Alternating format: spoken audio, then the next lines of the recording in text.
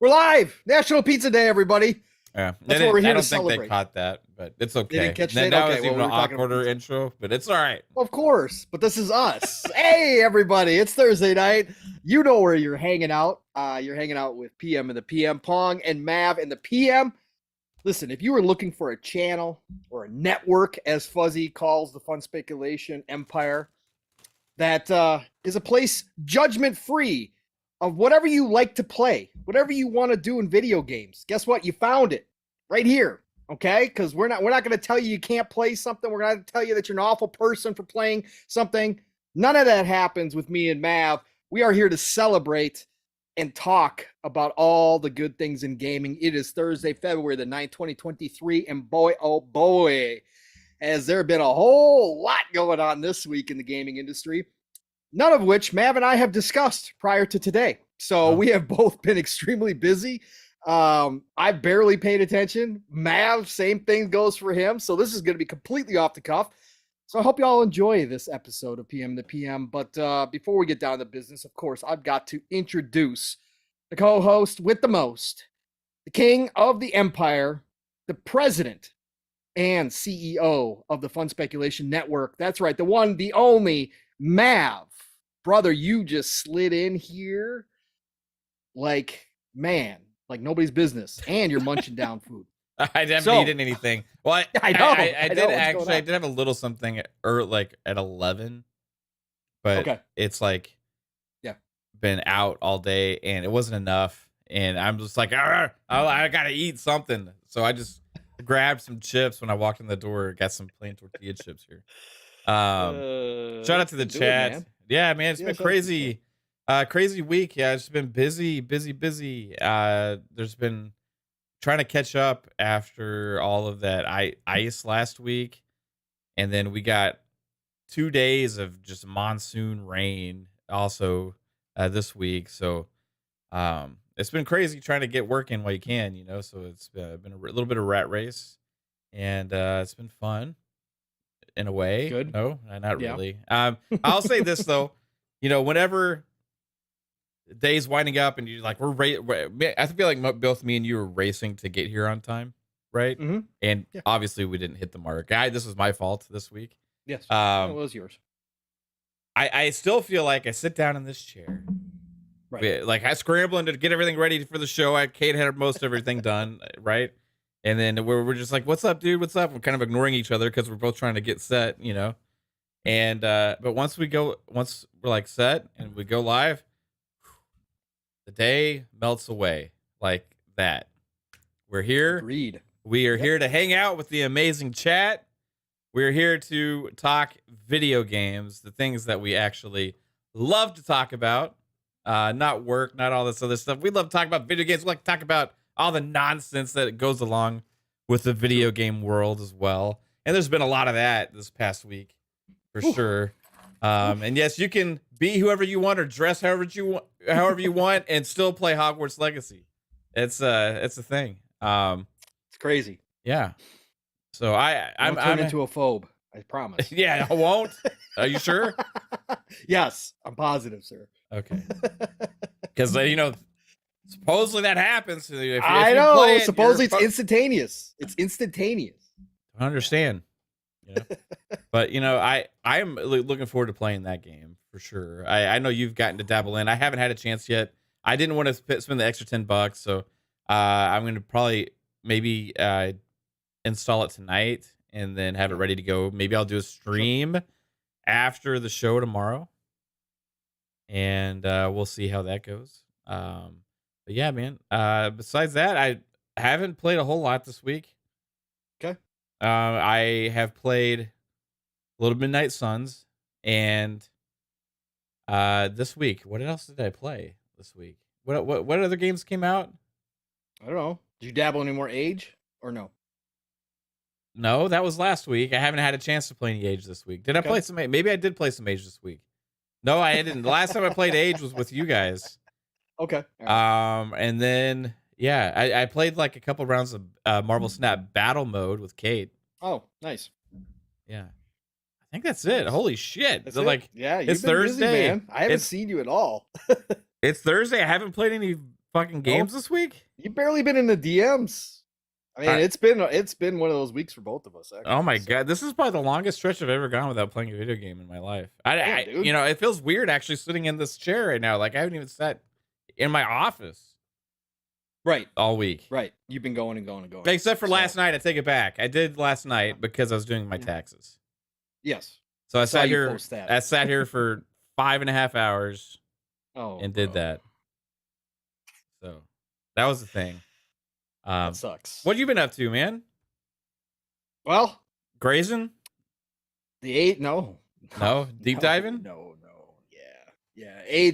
The age addiction is real, obviously, but I broke that this week. Again, age is phenomenal. We've had such a good time. I've had such a good time playing it, even in single player. It's so freaking phenomenal. But I told everybody, I was all in on Hogwarts Legacy. I was in on Hogwarts Legacy before the reviews came out. Even as a casual Harry Potter fan.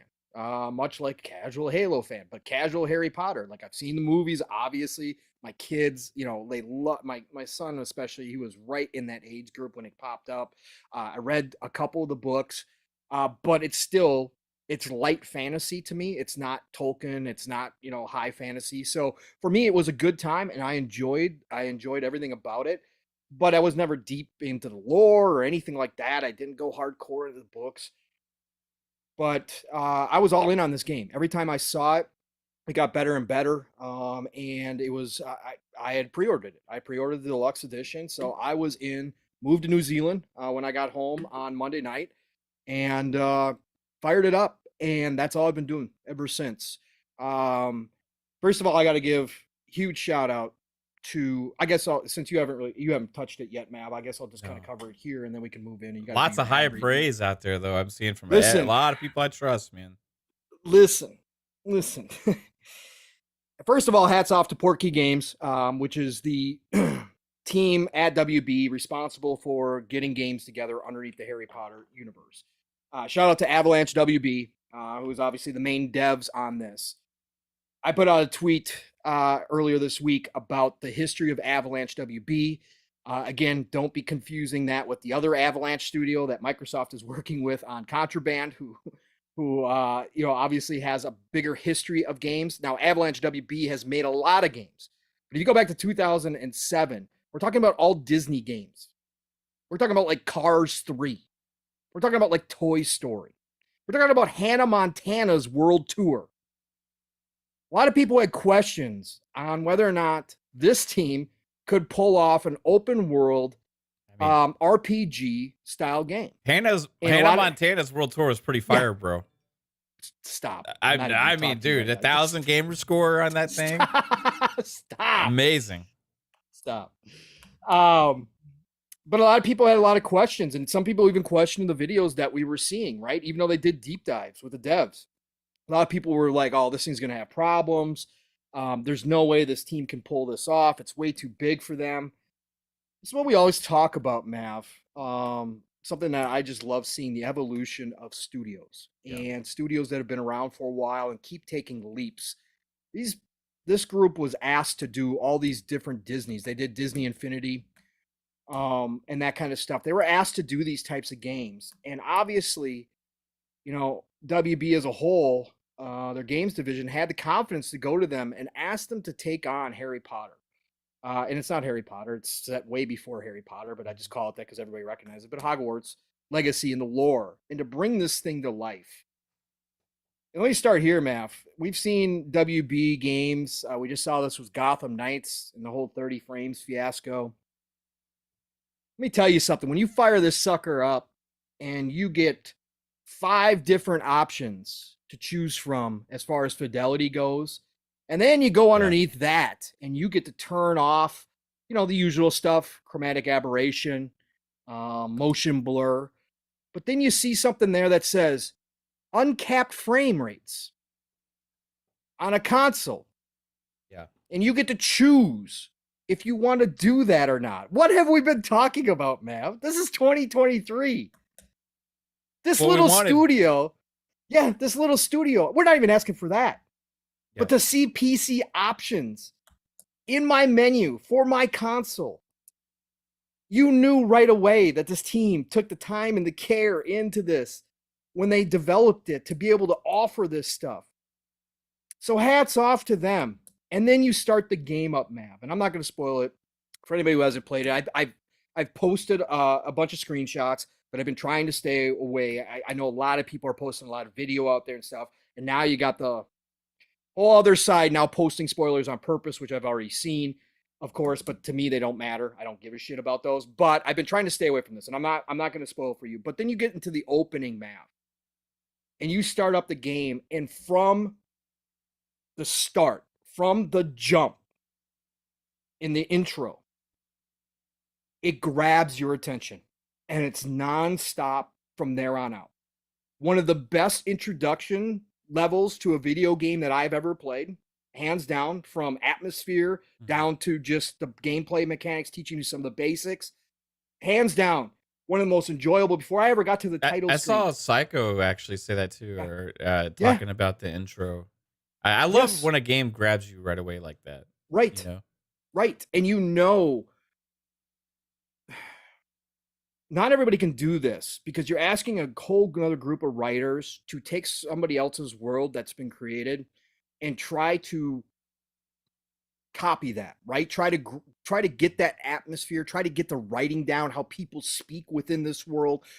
Not everybody can do that. Not like you can't sit down and write Tolkien, right? You just can't do that.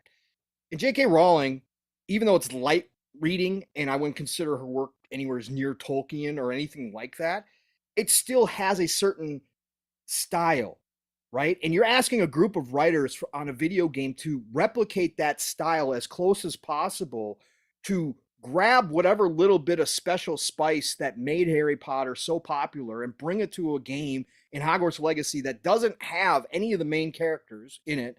You're creating a whole new set of characters. You're still running with the lore, but you're talking about history now as far as the universe goes. You're talking about going back in time. So you're reimagining all of this, but you're still trying to grab her style. And hands down, these writers did it. Hands down. Like, again, as a casual Harry Potter fan, but as somebody who's watched all the movies multiple times, it feels like you're experiencing that world. It feels like she wrote this game. And that is ridiculous. And again, not getting into the stuff, whatever you feel about her personally, I don't care. There is something to her writing and to her style that made it special. They captured that here because I felt like I was in that world. I felt like this was a believable addition to the universe. It didn't feel out of place like some of the Star Wars movies do to me. Like, again, what Disney did to Star Wars, that feels out of place. It doesn't feel like Star Wars. This feels like Harry Potter. This feels like Hogwarts. So from the get-go, I was all in on the game. The graphics are gorgeous, Mav. Gorgeous. The amount, and we knew this from watching the developer diaries. If you watched the deep dives that they did, and you saw, that was one thing that I said after watching it, the details that they put into this game, if you trusted what you were seeing there, you're not going to be surprised what you're seeing on screen, except for the fact that, oh shit, they pulled this off. All the little details throughout all the environments that you're in this game are so incredibly detailed. It's ridiculous. From sound to looks to the atmosphere, yet again, to the skyboxes, you name it, the little details are there. Down to walking into one of the common rooms at Hogwarts and seeing the chess game there on the table, and it's playing itself, right? It's playing itself as through magic. Just little things, tea being poured out of the teapot by itself. Just little touches like that throughout that really engross you into this game. And this is everywhere you walk. It's insane. Like, I've spent all my time, as I always do in an open world RPG, I don't mainline games. I'm everywhere but the mainline story, unless I have to progress it. I'm playing this game exactly the same way. You can open fast travel spots all over the place. I don't use the fast travel because I think I'm going to miss something as I'm just going through the castle, as I'm just going through the grounds. I want to enjoy every moment that I have here. That's how crazy it is. Like, it's insane. Now, I have little nitpicks. The character creation could have been much more fleshed out. There's some of that. The auto saves, where they save you what your save point in during a mission. And if you're on one of those missions where you're with somebody, an NPC, you can't leave. You only got a certain amount of area you can go into, and if you leave that area, it starts a countdown. If that countdown goes, you actually fail the mission, and you actually have to restart from the original checkpoint. Mm-hmm. That stuff right there. Inventory, for an open world RPG, even though it's a light RPG, there is a lot of loot to gather. Inventory is very small. And as somebody who likes to hoard things and somebody who's out and about collecting things, and you can't just sell it anywhere, you actually have to go to town to sell it. I ran out of inventory before I ever got to Hogsmeade in the first town. So I ran out of inventory space. So I was having to destroy some of the clothes that I had gathered.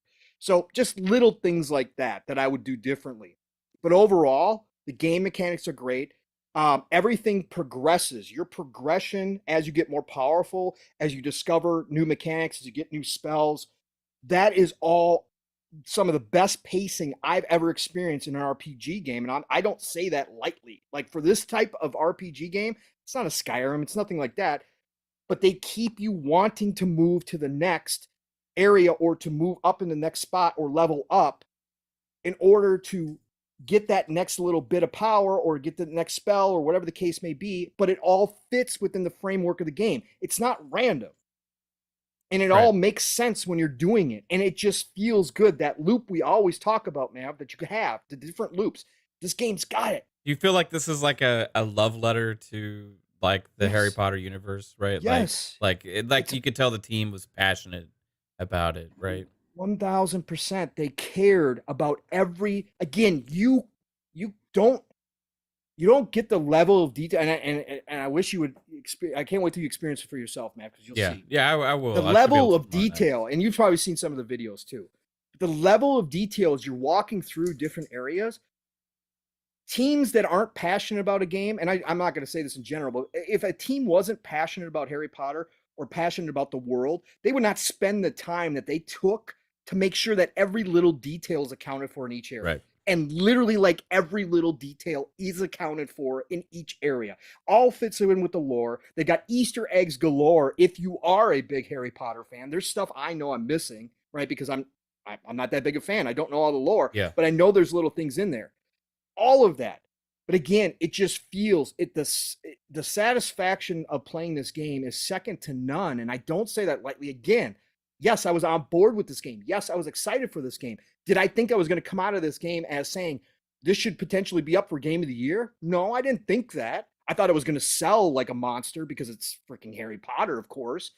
But I didn't think that maybe it was going to come off this well. But it does. It really, really does. The combat, even with limited spells that I have, all those people trying to downplay the combat, don't believe that. Don't believe that at all. The combat is amazing. And if you turn off auto lock, now I've gone back and forth between this, and I don't mind the auto lock, but as I've gotten into more battles, I've been trying it back and forth. You turn off the auto lock, you can control it. It's still auto locks, but you can control it with your stick so you can get enemies off screen. It's so damn well done. And it gives you the Batman. Again, you can see the WB influence here. You can see the Arkham influence in this stuff, right? Off screen, you get a warning that something's going to hit you. You got time to deflect. If you want to deflect with your shield, you can quick deflect, or you can hold down the shield and you actually deflect, parry, and then turn around and cast a spell at them, which knocks them silly, right? So you can do that as well. But everything feels so damn good. All the little flourishes to the magic casting, all the particle effects everywhere, all of it just simply unbelievable. Unbelievable. The characterized, the clothes that you get all fit within the Harry Potter universe. You don't have to go through a big transmog process.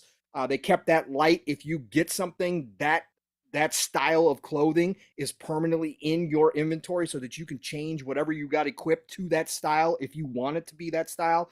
You don't have to worry about, oh shit, I got a more powerful thing, but it looks terrible. You can change it instantaneously on the spot. All of that. Those little touches, chef's kiss. So again, hats off to the entire team. we got a show to talk about, but Harry Potter's obviously been a big one. Hogwarts. Yeah, that's great, man. I mean, it's a shame that all the backlash has come along with it for like, in my opinion, like I understand people that want to make the decision for themselves, right? If you feel like you don't like something for whatever reason, then that's more power to you, right? If you feel like you don't like somebody and you don't want to support something because you don't like somebody, more power to you. If you feel like you don't like somebody's opinion and you don't want to support something because you don't like somebody's opinion, more power to you. But when you go out labeling people that are excited about something, and part of the argument you started with this whole thing is you don't like labels, is pretty hypocritical in me for that crowd that is out there actually gathering people's names and labeling them, calling them certain things because they are just excited to play a game. So I'll say, you know, it's a shame that it's gone to that. I've even seen surprise takes from people in this community, actually, pretty outspoken about people, if they calling people sensitive because people are telling us not to play the game. Well, I'm like, people are out there actually collecting names to go on channels like Twitch and like harass people and playing a game. So I'll say like that if you're cool with that, that's pretty messed up. You know what I mean? Like over wanting to play a video game, right? So, and a team that took the time to actually put things in the game that are sensitive, that are empathetic to the cause that these people claim that they're fighting for. It's just a horrible way to support the cause that you're pushing for. Yes. Which, guess what? I'm on board with you, right? But not for that. Not like that. You know what I mean? Like, just don't. If somebody wants to play something, somebody wants to enjoy an experience, somebody wants to have fun with something because they're interested in it. Come on. Like, how many like old movies do you potentially watch where some actor that was in it potentially did something fucked up that you have no idea? Right. You know what I mean? It's just like that way worse than having an opinion. You know what I mean? Like, it's just like the asinine like hypocrisy with a lot of this stuff with cancel culture. Just absolutely drives me crazy. Again, make the decision for yourself, whatever you want. Like, I'm happy for you to, state your opinion. That's great. Yeah, but don't go calling people things and send mobs after people when that's the thing that originally you were fighting against. Just saying. It's simple. So, besides that, I'm not a huge Harry Potter fan. I've played. I've watched most of the movies, and I didn't finish the whole series. Sure. I like the universe. I think it's really cool. But I'm a huge fan of good RPGs. Yep. And that's what has me most excited about this game, right? Is that it seems from everything I'm seeing and hearing out there from everybody is that this is a good RPG and it's got a good world and it has attention to detail and it's fully fleshed out and it feels like you're in this living environment. And I'm all for that, free, man. Mav. It's crazy. We got to give a shout out to because I was worried actually about this game. And one of the reasons I wanted to hold off after Gotham Knights, right? And I still like Gotham Knights. Haven't finished it yet. But the options that we got for graphics modes and stuff like that was what? Nothing? I don't know. It was like, it's just shitty frame rate, scalable, all that stuff, right? And it's like, okay, WB. I'm still worried about Suicide Squad, Kill the Justice League. Right. With that kind of stuff. I want a good performance on games. I feel like console players should be treated the same way. I feel like priorities should be set in place with these studios, early decisions for optimization, right? And this studio was, like you said, it's not one of the bigger studios, right? So I was like, well, if a lot of these other WB studios have been struggling with some of these things, like how are they going to fare, right? And it seems like they fared very, very, very well, and that's absolutely awesome to see. That's another check. Are they owned by WB straight up? Mm-hmm. That's another check mark for if anybody ever ends up acquiring WB Discovery. You got a team that can make a game like that, right? Correct. That's scoring like this, that was fully fleshed out like this. You know, it's not just about Rocksteady and NetherRealm and WB Montreal. This will probably wind up being this could be their biggest seller ever, man. Could be. I don't know how much. I don't know how many copies Arkham has. This could wind up being their biggest seller ever. Yeah. This could easily do 20 million. It's crazy. I agree with you. I agree with you. I feel like, you know, some of the same people I saw talking about the takes of the whole cancel culture stuff, like also we're kind of going off against licensed games, right? Yeah. Saying, well, I have a fear that everything's going to be licensed games now and stuff like that. Well, if they're like this, good. If they're like this, I just want to, whether it's based on something I'm already familiar with, or if it's based on something new, I want both options, right? Right. But I don't want trash. And just to automatically think that licensed games are gonna be trash is what they used to be in the past, right? But lately, what have we seen? We've seen games like Jedi Survivor come out. We've seen games like the Guardians of the Galaxy, right? Yep. And now this game, and I feel like we're in this day and age where you're gonna have some hits and your misses as well. But I feel like some of these hits are pretty damn big hits, right? And I'm excited to see what happens now. I'm all for licensed stuff if it's good. Just make it good. And like we said before, like if this game is good, if a game is good, it'll usually sell, especially if it has a popular genre or popular IP behind it or whatever. And if it wasn't good, feedback would have been out early. It could have had a catastrophe. You know what I mean? But then you add to it, Mav, that a team uses a licensed IP and it starts pulling in people who aren't interested in that IP. Yeah. Right? That's what this game does. This game even Harry Potter's gigantic worldwide. Gigantic. One of the biggest IPs out there. Okay. But then you go and make a game that actually crosses over to the people that have no interest. I don't know how many people I've seen that say that they've never watched a movie, read a book, but they're playing this game and absolutely loving the hell out of it. Yeah. That's hard to do, man. That's part of the magic that they captured. Like I said, unbelievable job by this team. Tony Grasso, real quick. You might not have been here when I said it. There's 2 Avalanche studios, sir. The one that Microsoft is being rumored is the one that's working on Contraband. This Avalanche is the WB team. 2 different studios. We got confused when we first started talking about that shit back in the day when those rumors started up too. But there's 2 different studios. So don't be confused. But think about this. Early access hasn't ended yet, right? It doesn't officially launch until tomorrow, midnight tonight, I think, or midnight Friday tomorrow. Yeah. And Steam had 423,000, over 400,000. They broke record. Players broke record. Guess by what game? What game had that record? Pong Soul? Do you remember? What was it? Fallout 4.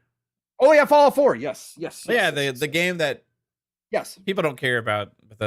People hate. Yeah, it was terrible. And there was over it broke records there, and it broke records on Twitch for concurrent viewers. Over 1.2 million people were watching Hogwarts Legacy. Wow. Seems like there's a lot of Harry Potter fans out there. Listen, there's a ton of Harry Potter fans, and now word's spreading about how damn good it is. I've seen more people on Twitter each day say, I couldn't hold out, had to go pick it up, picked up the deluxe just so I could start playing it early. When this actually launches, this is going to be one of the biggest launches this year. Like I said, if this thing has legs, which I think it will, you're talking about 20 million this year easy. They could do 20 million by the end of the year. What a huge W. They'll pass it. Huh? They'll pass it. They could even pass that. But think about that. That's Elden Ring numbers, right? Yeah. That's Elden Ring numbers. This is a W for WB. this is gigantic for WB Discovery because they have been underperforming. A lot of their studios have been underperforming. Gotham Knights recently. Been waiting on Suicide Squad for now, 6 going on almost 7 years now. Suicide Squad's been in development.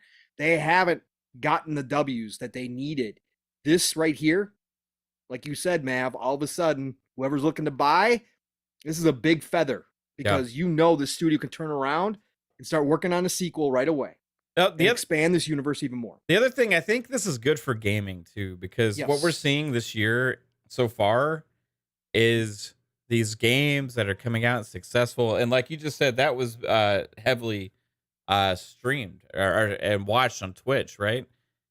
Since when are like single player RPG games like really ultra popular on Twitch? It's usually multiplayer stuff, right? Elden Ring was for a while, but like I feel like last year with Elden Ring and then this year with the games that have been coming out, like Hi-Fi Rush's success early on, and then now this game, it's cementing hopefully to these gaming studios, to the publishers, that you can have smash hit successes that help your company, that make you a lot of money, that help turn things around for you, that are single player narrative experiences, right? Like you go and play the game, it has an end, that's fine. It doesn't have to be full of monetization in every which way. People will buy it, and sometimes that's good enough, right? Like if you sell enough copies, key is you got to make the game good, right? So I hope publishers like Ubisoft watch this stuff and see this, and see what the trends are in the industry. I hope companies really just start noticing, like, look, all these successes, right? And the financials turn around for companies, and all these things happen because good games sell. No matter what genre, no matter what model they have, all that kind of stuff. So stop chasing models and start just focusing on the games. And it seems like they nailed this one. So we'll see. I'll try it. I'll give my own thoughts on it. Maybe I'll hate this game. I'll say this is the worst game ever. Maybe I will. I have a feeling I won't be like that. No, when Fawn shows up on Twitter and says he jumped in and he's absolutely loving the game, and says it's some of the best gaming he's had. When Fawn says that out of the blue, it's got something special. Yep, 100%. Shout out to Fonz. I know he listens to us, so shout out to Fonz. Man. So that's what I've been doing. I've got probably 15 hours in already. So I've been late nights. Been going to bed late. One of those games where you can't put it down because you got to get to the next part. And I do the collectibles, right? Again, even the little, it's not mind blowing. It's not like Mass Effect where your decisions like all matter. It doesn't have any of that, and it's still got your simplistic side mission stuff. But even finding all the collectibles, which you get experience for and stuff, is fun because you're touring this amazing place, right? You're going around finding all these hidden little secrets in this castle because the castle is built exactly like it is in the movie. So there's all these little secrets that you can find everywhere. And that stuff is just addicting to me. Like I got the Hogsmeade, which is like the first like kind of main mission, kind of once you get in the like getting to Hogsmeade is like the beginning, like kind of deal, right? After you do a couple things. I was already level 15 when I got to Hogsmeade. Level cap is 40 because I'm running around doing all the collectibles. So awesome. It's fun, man. It's fun. I can't wait till you try it and check it out for yourself. I got a $5 super chat from Elvin. Says Pong is correct. Thank you, sir. On everything. I can't stress how detailed, authentic, impressive, and alive the castle is. Truly jaw-dropping. Yes, sir, 100%. Again, when I was reading those scores, I was reading the reviews on Monday, and all of them kept talking about the aspects that they loved, and they said, and I listened to ACG's review, and ACG was a buy for him for sure. But they talked about the detail, and they talked about how the graphics were gorgeous. And I was like, okay, now I got to see for myself. And side note too, real quick, for anybody curious about what performance mode you should be playing it in, I played around with them for very quickly. I found the one that I thought was the best, and then Boxenberger backed me up today. So and then I'll preface this is if you have a 120 hertz monitor or TV and you have VRR, balance mode, turn off chromatic aberration, turn off motion, turn off all that nonsense that you don't need, uncap the frame rate, and you're going to get the closest to it's close to 4K. So you're not going to lose the details, but you're going to get you're going to be in the 40s to low 50 frame rates with VRR. It makes it up. Now, I can tell it's not a straight 60 by any stretch of imagination, but the detail in this world, this will be one of the few games where I don't care about the 60 mark per se, because that balance mode holds the details. And it's so damn gorgeous that I've been playing. Now, once I get heavy into battles, I might switch it out to 60 locked. I might do that. But for right now, if you've got those abilities on your monitor or TV, try the balance mode, turn everything off, uncap the frames, and see if you like it. Some people are really sensitive. Can you play that with a 60 FPS monitor? As if it's 4K 60 with VRR? No, I don't believe. I'm trying to remember if that's the one because if it's only hitting like in the 40s and 50s and the 50s, you should be able to do it, but I can't remember if that's the one that you need the 120 or not. I can't remember. I have to look it up. People are doing a lot of looking at this though, but Boxenberger broke it down the other day, and that's the one he found to be the best. But again, you got 5 modes, so play around with them. And again, the options that we console players aren't used to are all there. So fool around with them. But the chromatic aberration and the motion blur, turn those suckers off. Those are huge hits to your GPU. It's pretty easy to usually. Do you have to restart the game to change the mode, or does it just do it on the fly? Okay, you can do it on the fly. Yeah, I love when games are like that. You know, you can just do it on the fly, and because you can find your sweet spot pretty quick, usually with these games now, especially when they have these options. Performance is a locked 1440 60. I heard on Series X. That's impressive, man, for a game like this with that detail and everything. You know. Yes. That's what I'm saying. Like, when you look at the game like this, and I understand there's no multiplayer. I understand you don't have co-op. I understand, some of the issues that devs bring up. But you look at a game that is this populated, with this much detail, with this much land mass everywhere, and so many things to explore, and you see a team like this that doesn't have the history of developing games like this, and they wind up being able to get this performance out of it. It's insane, Mav. And again, it really makes me question a lot of things. And again, I know it's a part of design. I know it's from the ground up that you have to plan around this stuff, and it's obvious this team did. But the fact that this team could pull it off makes me question a lot of devs of whether or not they actually just want to put the time and resources to do it. But this team found a way with one of the biggest licensed IPs, one of the biggest games of this, the biggest game of this development house's existence. Like, they've never touched a game that had so much importance behind it with such a gigantic popular IP, and they pulled it all off, man. And again, very few bugs, a little bit of pop in here and there. I had one cutscene where one of the characters got a little pixelated, kind of some weird stuff going on. That's been it. I haven't had any other issues. I haven't got stuck anywhere, haven't had any shutdowns, haven't had any, resets, nothing, man. Nothing. It's incredible work this team did. Impressive stuff. All right, Mav, we want to get to your ad read, sir. Oh yeah, let's get to manscaped.com. Sponsor for fun speculation, for PM and the PM, for all of the good old things here on the Fun Speculation Network. Guys, everybody, again, just breaking news that Manscaped now sells beard products. That's right. They're once again revolutionizing men's grooming with the brand new Beard Hedger Pro Kit.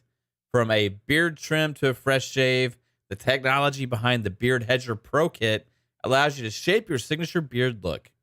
Now you can finally use Manscaped products to make your drapes match your carpet by going to manscaped.com and using code FUNSPECULATION for 20% off and free shipping. I'm excited because I'm getting one soon, Pong. And nice. I'm purposely letting this get a little full, right? Mm-hmm. I'm getting a whole the neck beard thing going and everything, right? It's even You are neckbeard. Yep. It's even pushing out right here, like a little extra. Nice. Yeah, you like that, right? I like that. That's and sexy. And soon I'm gonna whack away at this with my beard hedger. So I'm looking forward to it, man. We'll get to see what I can turn this beast into, right? When the beard hedger gets here. Looking forward to it. What length should I go with? Like a longer length, or should I go short? What do you like, long or short? Do you like it thick or thin? Thin. Okay. You should be asking your wife though. Okay. She's got to live with you. I will. I'll ask her. I just got to look at you. And then I'll use my ball razor for the rest of me. Get all prepped up for Valentine's Day. Yeah. Yep. Manscaped.com, everybody.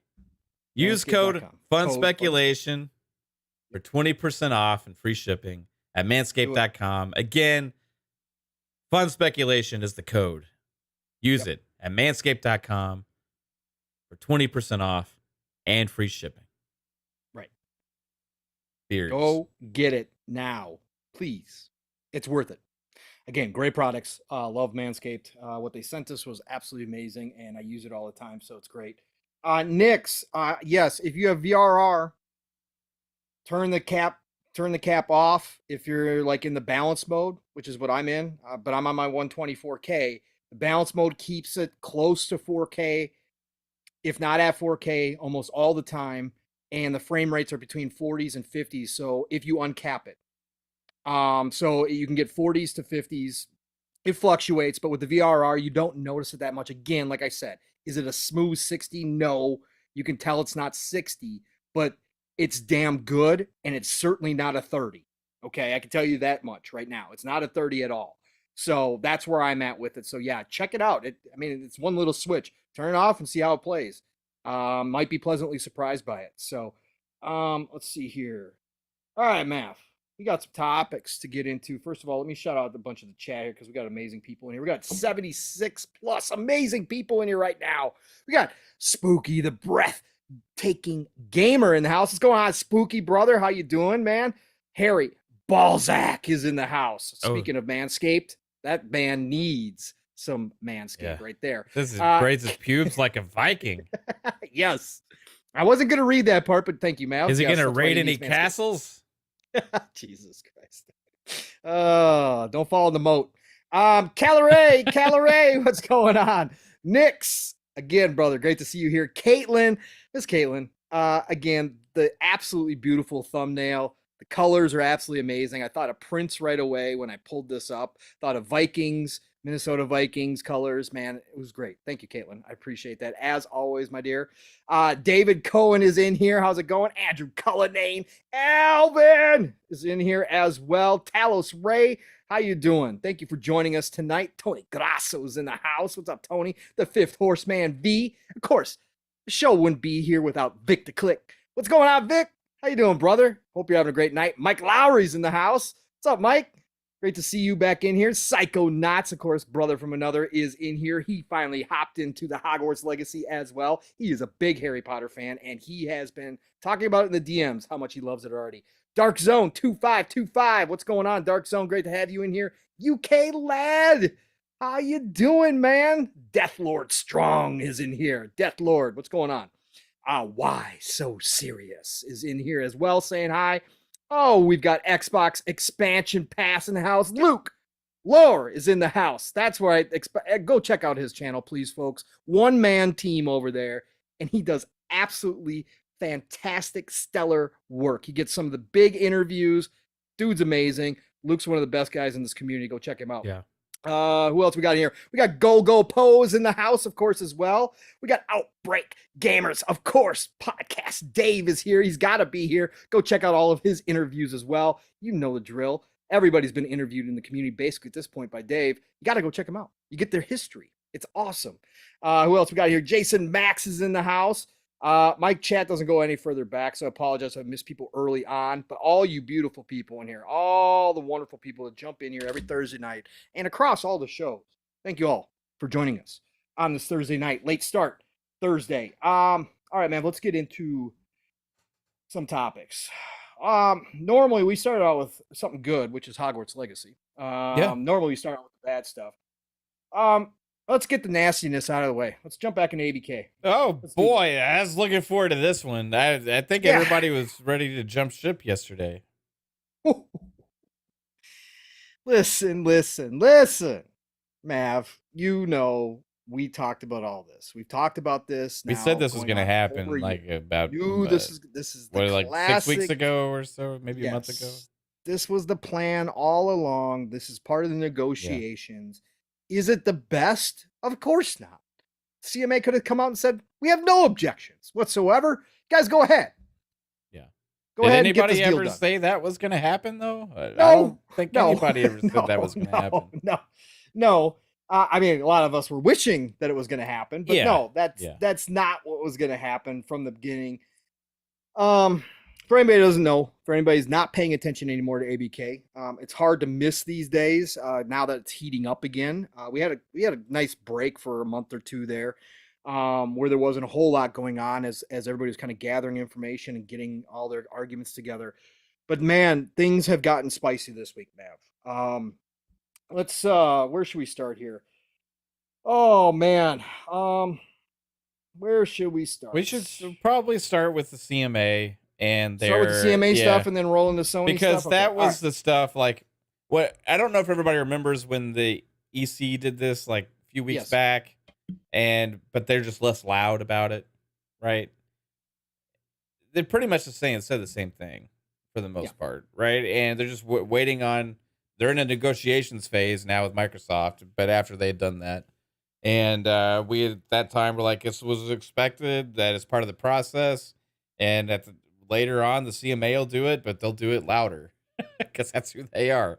They'll use their emojis and everything, like that's what they did. I think because of the way that they present themselves, right, to on Twitter and social media and all these things, I think it comes across much more like, no, you can't do this deal, right? And stuff like that, just because of the way they're putting it out there. But ultimately, for me, it's still the same thing as the EU stuff because there's just objections that they're asking now Microsoft to come up with remedies for, which is exactly what the EU did, right? So, I don't know. I think it was a little added, Mav, because the CMA threw in their own remedies, right? Something which was divesting themselves of everything, basically. Let me read this real quick. Yeah. So what happened was, again, CMA came out with their objections. Officially, 277-page report. Obviously, I'm just going to give you a synopsis from The Verge. Shout out to Tom Warren and The Verge, always doing good work over there, as always, professional. UK's Competition and Markets Authority, CMA, already expressed concerns about Microsoft's plan to acquire Activision Blizzard last year, but now it says the deal could harm UK gamers. The CMA has published provisional findings in its investigation into the Microsoft and Activision deal and found that it could result in higher prices, fewer choices, or less innovation for UK gamers. All the things that this is actually going to bring. Anyways, the CMA has offered up possible remedies that include Microsoft being forced to sell off Activision Blizzard's business associated with Call of Duty. CMA also makes it clear that it mainly is concerned about two things: cloud gaming and game exclusivity. The evidence available to the CMA currently indicates that Microsoft would find it commercially beneficial to make Activision games exclusive to its own cloud gaming service or only available on other services under material worse conditions, says the UK regulator. CMA believes that if Microsoft acquires Activision Blizzard, that it would reinforce its strong position in cloud gaming, which regulators estimates at being 60 to 70% of global cloud gaming services. Microsoft could also weaken competition in gaming through exclusive Activision games. The CMA warns the CMA provisionally found that weakening competition by restricting the access that other platforms have to Activision games could substantially reduce the competition between Xbox and PlayStation in the UK, in turn harming UK gamers, said the regulators. CMA has suggested a set of possible remedies that Microsoft could take to get approval for the Activision Blizzard acquisition. They include a suggestion for structural remedy that involves a partial divestiture of Activision Blizzard in the form of selling off the Call of Duty business. Other remedies include selling off the Activision segment or the Activision and Blizzard segments. That would include the business associated with Call of Duty, World of Warcraft, and other games. None of these remedies are favorable for Microsoft, and the company was likely hoping for behavioral remedies, like agreements to ensure Call of Duty and other Activision games are available on rival cloud gaming services, and limitations on exclusivity for games across consoles. The CMA says behavioral remedies are less likely to have an effective impact, and it's essentially ruling out that route in these provisional findings unless the regulator is confident that the remedy was capable of effective implementation, monitoring, and enforcement. Microsoft still believes that behavioral remedies could address the CMA's concerns, though. Quote, "We are committed to offering effective and easily enforceable solutions that address the CMA's concerns," says Rima Aleli, Microsoft CVP and Deputy General Counsel, in a statement to The Verge. Quote, "Our commitment to grant long-term 100% equal access to Call of Duty to Sony, Nintendo, Steam, and others preserves the deal's benefits to gamers and developers and increases competition in the market." CMA does leave the door open for potential remedy in the form of access to Call of Duty. Microsoft offered Sony a 10-year deal on Call of Duty games, and the CMA says it will consider this and other contractual agreements as a potential behavioral access remedy. While the CMA clearly favors structural remedies like selling off Call of Duty business, there could be room for Microsoft to offer up more solutions that the CMA will consider in the coming weeks. Let me include this part too. Then we got the interviews. Interviews went out. We had Bobby Kotick out in public. Again, everybody's favorite. Yeah. Don't like to see him out there, but he was being interviewed. And he got interviewed and said that if the UK blocks this deal, that they would, quote, become the Death Valley.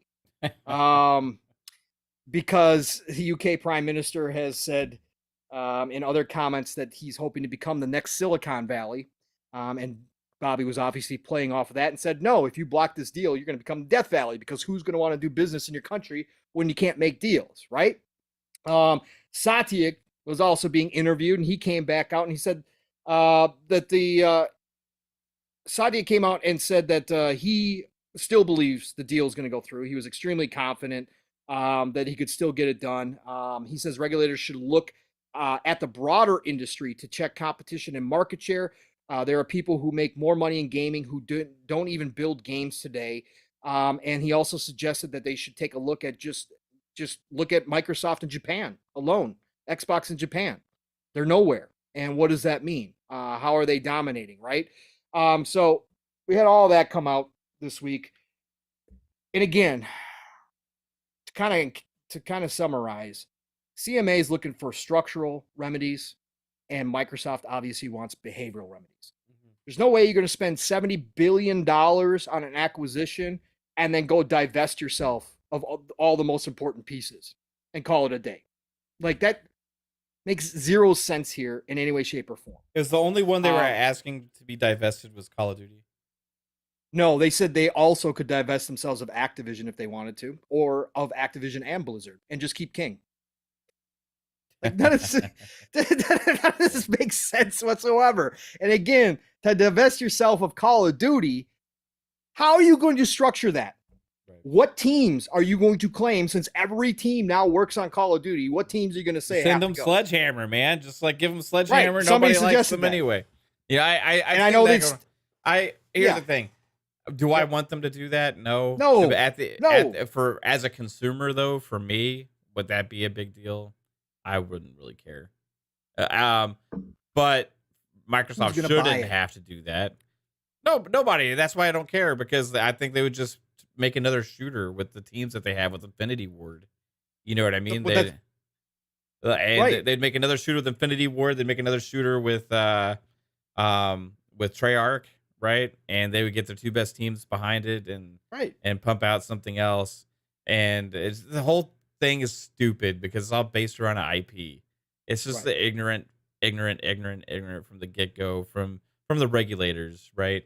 And Microsoft shouldn't have to do any of this stuff. I don't think it's going to come to that. It's going to be probably some like agreement contract that they have with Sony and similar to what they had already presented, except more like guaranteed between the different regulators. I also feel like whatever like the EC agrees to is also probably more likely to go hand in hand with the CMA, right? Correct. And it seems like the CMA is willing to listen to remedies and stuff. So I don't feel like they just want to outright block this deal. I just feel like they want to put pressure on Microsoft to come up with the best solutions possible. Oh, yeah. And at the end of the day, I feel like it's going to get done. This was like, for me, again, just part of the process all along. And if it came down to it from Microsoft's perspective, would it not do the deal because of Call of Duty? If Call of Duty had to be divested to get it done, I don't know. Like, that's something like, if it was just one IP in one studio or something like that, I would be like, maybe it would be worth it. For as a consumer, I'd actually be a little bit wondering, okay, well, what else are all the, think about freeing up all those teams as an Xbox consumer. They don't have to work on Call of Duty now.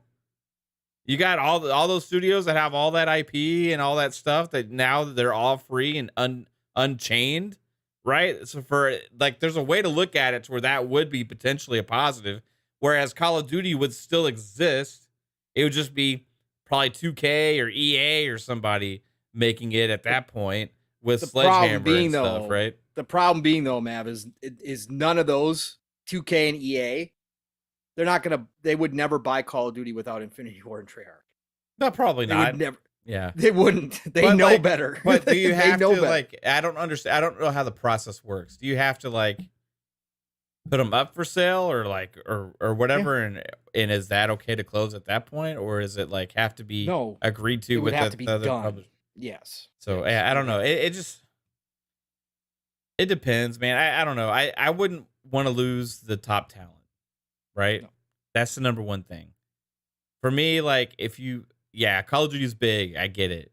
You know what I mean? At the end of the day, would it prevent me from doing it? Probably not, because there's so much other stuff to benefit from there. And they'd be making money back off of that Call of Duty sale anyway. Like, they'll cut down on the price a little bit. So, I mean, it would have to. You have to get fair value, though. How are you ever going to get fair value out of a IP that makes $2 billion a year? You're not going to get fair value. $3 billion a year. You're not going to get fair value back on that's it. Part of but that's part of the deal. But you can still I feel like they could still do enough with everything else they have that to make it a successful acquisition. Call of Duty Mobile is a big part of it, though, and that's a problem. So I'm thinking, okay, you got Candy Crush, you got all the Blizzard stuff, right? And then all of a sudden you are freeing up all those devs to make other things. Mm-hmm. Oh no, I understand. So it would just be like, what can they make?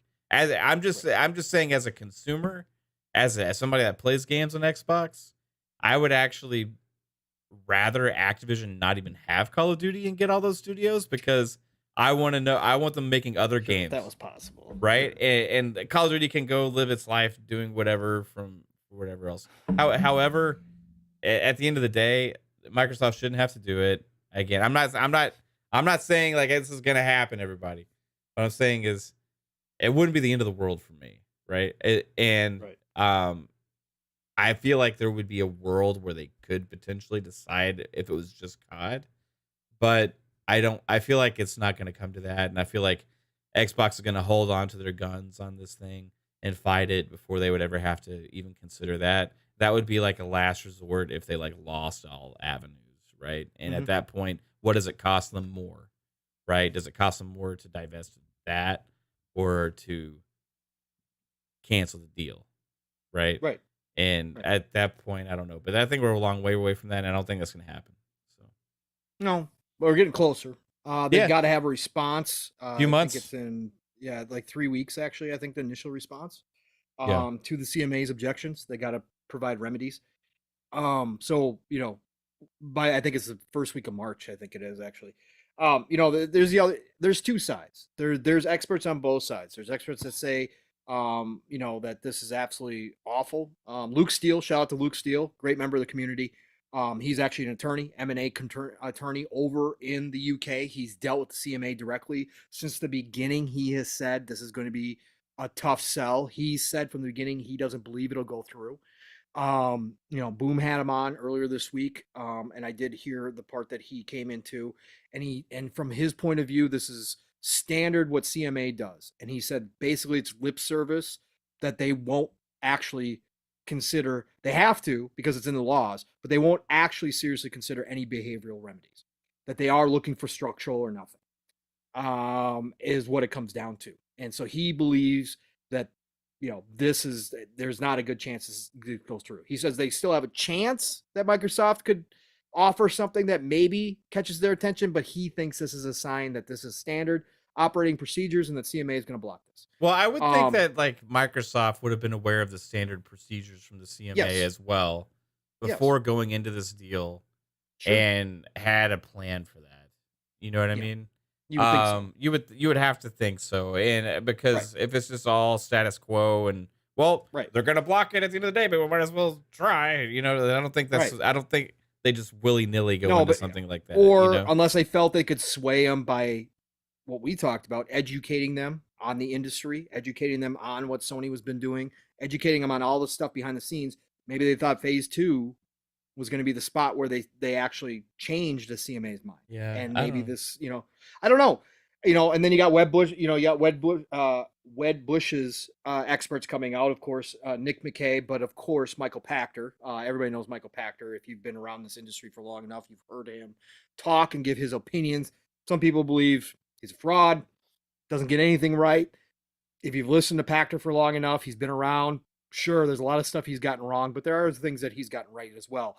Both of them think that this is a good sign, that the CMA didn't use their usual language in this, that they could have come out and just said, no, we're blocking this, that they didn't have to give Microsoft and Xbox a chance outside of structural remedies, that they never had to include the language that we will consider behavioral remedies as well. They could have just said, nope, structural or nothing. You know, again, that conflicts with what Luke Steele was saying, but either way, they think this is a good sign that CMA knows this is a losing battle. They are, again, taking the tough position to look tough against big tech, that they are just kind of positioning themselves as, hey, we're going to get these guys. We're going to get something from these guys, but that the deal's going to go through, that they're going to accept the behavioral remedies that Microsoft proposes because they are going to be extensive, and they're going to accept it. And this deal's still going to go through. So you got people on all sides. Again, this has been crazy from the beginning, and we're going to find out because we're coming ahead. We're coming ahead here. Next few weeks, we should know more. And again, things are getting explosive out here because now you come back to the States and you come back to the FTC side of things, Mav. Things are getting real juicy here. Oh boy! Before we move into the FTC real quick, I want to read this from Tom for Toonami in the chat. He had said that Michael Pachter was on a podcast yesterday and said worst case is Microsoft just puts COD under an LLC in the UK with an independent board, and that's just how it would work in the UK. No Game Pass, just $70 for everything. Yeah. Which they could do something like that. That's a structural remedy, right? They could pull out all of their entire business, including Microsoft's business, out of UK and say, we're not going to do business here. Good luck. Yeah. No, there's different. And I wonder if that's part of the plan. Again, this is the stuff that we don't know, is like how deep this has gone. Like if they're all in and there's like, they block it, we'll go to plan B, which is to do exactly that. Or nix Call of Duty altogether, like I heard some people say, right? Nix Call of Duty altogether, say we're not making Call of Duty anymore. Now what are you going to do? Right? Yeah. So I don't think they ever do that because the Call of Duty brand is way too valuable. I don't see them ever doing that, but there's a lot of different things. But again, we're going to find out sooner or later. But you come back to the FTC, you come back to stateside, and this is where things are getting ugly because we know that Microsoft has subpoenaed everybody. First it was Sony, then it was NVIDIA. Now they've subpoenaed Google. Now they've subpoenaed Nintendo as well. They want documents from everybody. These $1 million attorneys from Microsoft are not playing around, folks. Again, this is a fuck around, find out situation. Sony wanted to interject themselves into this deal this hard they're going to get it back. Well, Sony's denying the request, flat out denying, saying, no, we're not going to give up the documents. They've called the request an attack. They've gone so far because Microsoft has requested such things as review papers for their upper management, like their yearly reviews. Like they've requested crazy things. They've requested direct documents from Jim Ryan, and Sony's refusing. So this battle is just heating up, and it's getting spicy on stateside for sure. Because Microsoft, if they get a hold of these documents, obviously they're going to be privy to even more than what they already know, obviously. And this could come back around. I saw another article today. I can't remember if it was Game Industry Biz or whatever. No, it was somebody else. I wrote an article today too, talking about how Sony may live to regret this completely, which we talked about early on, man. Yeah. Early on. Yeah, we were saying that this is like could be disastrous for them. Could be disastrous. Even if they win this battle. Now that the regulators have a better idea about this industry, and they certainly have heard what Sony's been doing, which a lot of people consider anti-competitive, bullying the industry because they are, the number one platform, again, outside of Nintendo. But they are the number one platform, and using that power to get deals that normally they would never get, and excluding Xbox in most cases. And so now that they've stirred all this up, how long before the regulators come back and look at Sony and go, you know what? We saw some of those documents, by the way. Jim, come on back. Yeah. We got to ask you a few questions about what you guys are doing here. How long before that starts? How long before specific game exclusivity starts getting questioned? Right. In the UK, especially. Yep. I feel like, that like the UK is known, and the CMA has gone after Google and other companies for things. And they are pretty big on, not letting companies at dominant market share position abuse that right, abuse that power. I mean, so correct. We broke all this down a long time ago, Pong. Like I read that talking about, Sony is doing everything that they're accusing Microsoft of trying to do, and that they're actually abusing their market share position in the UK. This is after their console price increase in that market, right? Yep. That didn't affect other markets, and they were one of the first to go up on game prices. That whole microtransaction stuff they'd have going on with like the third parties, and all these different scenarios are ways that they are actually costing the consumers more, and that's one of the reasons they were actually sued in that same market, right? In the UK, class action lawsuit against them for this stuff. And I feel like they're shedding light on things that they may be a detriment to their own way of doing business in the long run. Correct. So if they keep it up, man, I don't know. I mean, obviously they're in this for the long haul because they've already fought this hard on it, and they're refusing to give up any of the documents and stuff. But I wonder what the FTC thinks about that, right? Like, when Microsoft's saying, "Well, okay, we'll prove it," right?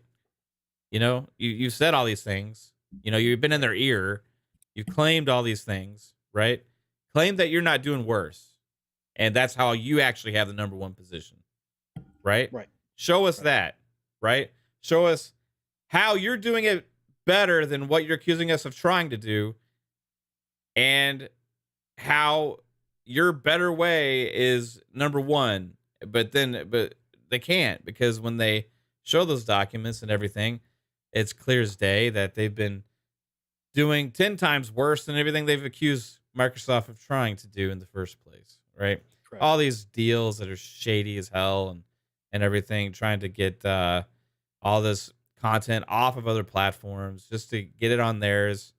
Not doing anything better for the games, just doing stuff better for them, and not even better for their consumer. At the end of the day, it's actually costing their consumers more because it's gatekeeping it onto the device, which takes away options, right? So, at the end of the day, I feel like a lot of those practices might be shed light on from this, and that's a positive for me. So, in a way, like maybe in the long run, well, I'll be thanking Sony for going after Microsoft the way that they are, because maybe at the end of the day, maybe they'll have some backlash towards them from some of these regulators for some of the stuff they've been doing for decades, right? So we'll see. I mean, we'll see what happens in the long run. I still feel like this deal's going to go through. I think the FTC is probably interested in how they are being basically ignored at this point. Like even at their, they even subpoenaed Sony, right? Yes, they did. Yes, and like this is their number one challenger for this deal, you know, is not willing to cooperate at this point. Right. So you know you've been telling us this for so long, telling us how we can't let this deal go through because of your business and stuff. We've been buddy with you because we didn't want it to go through either, just because we're the FTC and we want to make a big stink about it right now for our own gains, for our own reasons, right? But you were our chosen partner to take them down, and now you're not willing to help. Why? You're the chosen one. You were like now you're making us look bad, bro. Come on, you're making us look bad. They're making us look like fools. Like, give us the documents so we can, like, you know. Oh wait, what's in those documents? Oh, that's why you can't give them to us. Yeah, that's why. Oh, well, we got to figure out how to handle this though now, because if this goes federal, you know, to the Supreme Court, then this isn't going to look good for you or us. So we better start thinking about how to handle this situation. You know, it's just crazy, man.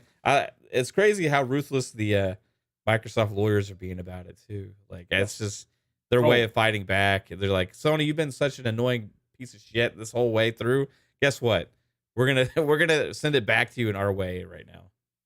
Well, Sony or Microsoft to the FTC judge today, because they did have a hearing, had put out quote, Sony has deployed delegations of executives, large teams of outside lawyers, and high-priced economists, to persuade regulators here and around the world to block the acquisition.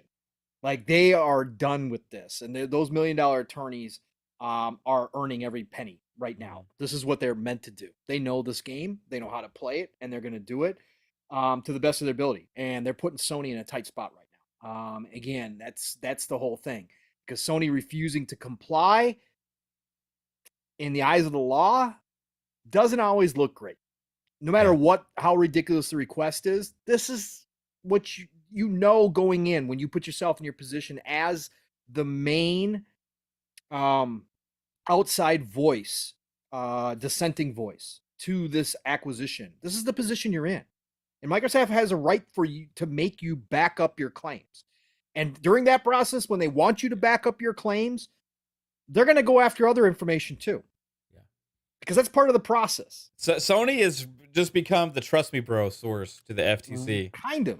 Yeah, trust me, bro. Very selective. Very selective in there. Just trust me. Everything I'm saying is true. Just trust me, bro. You know? Hey, you know, just trust me, bro.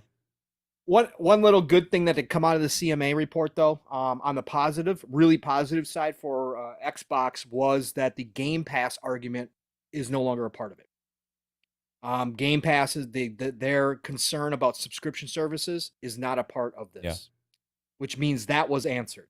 So that was one piece out of the way, like that Microsoft doesn't have to worry about. It's not a part of it at all. The other interesting little tidbit that came out of this is during the Bobby Kotick interview.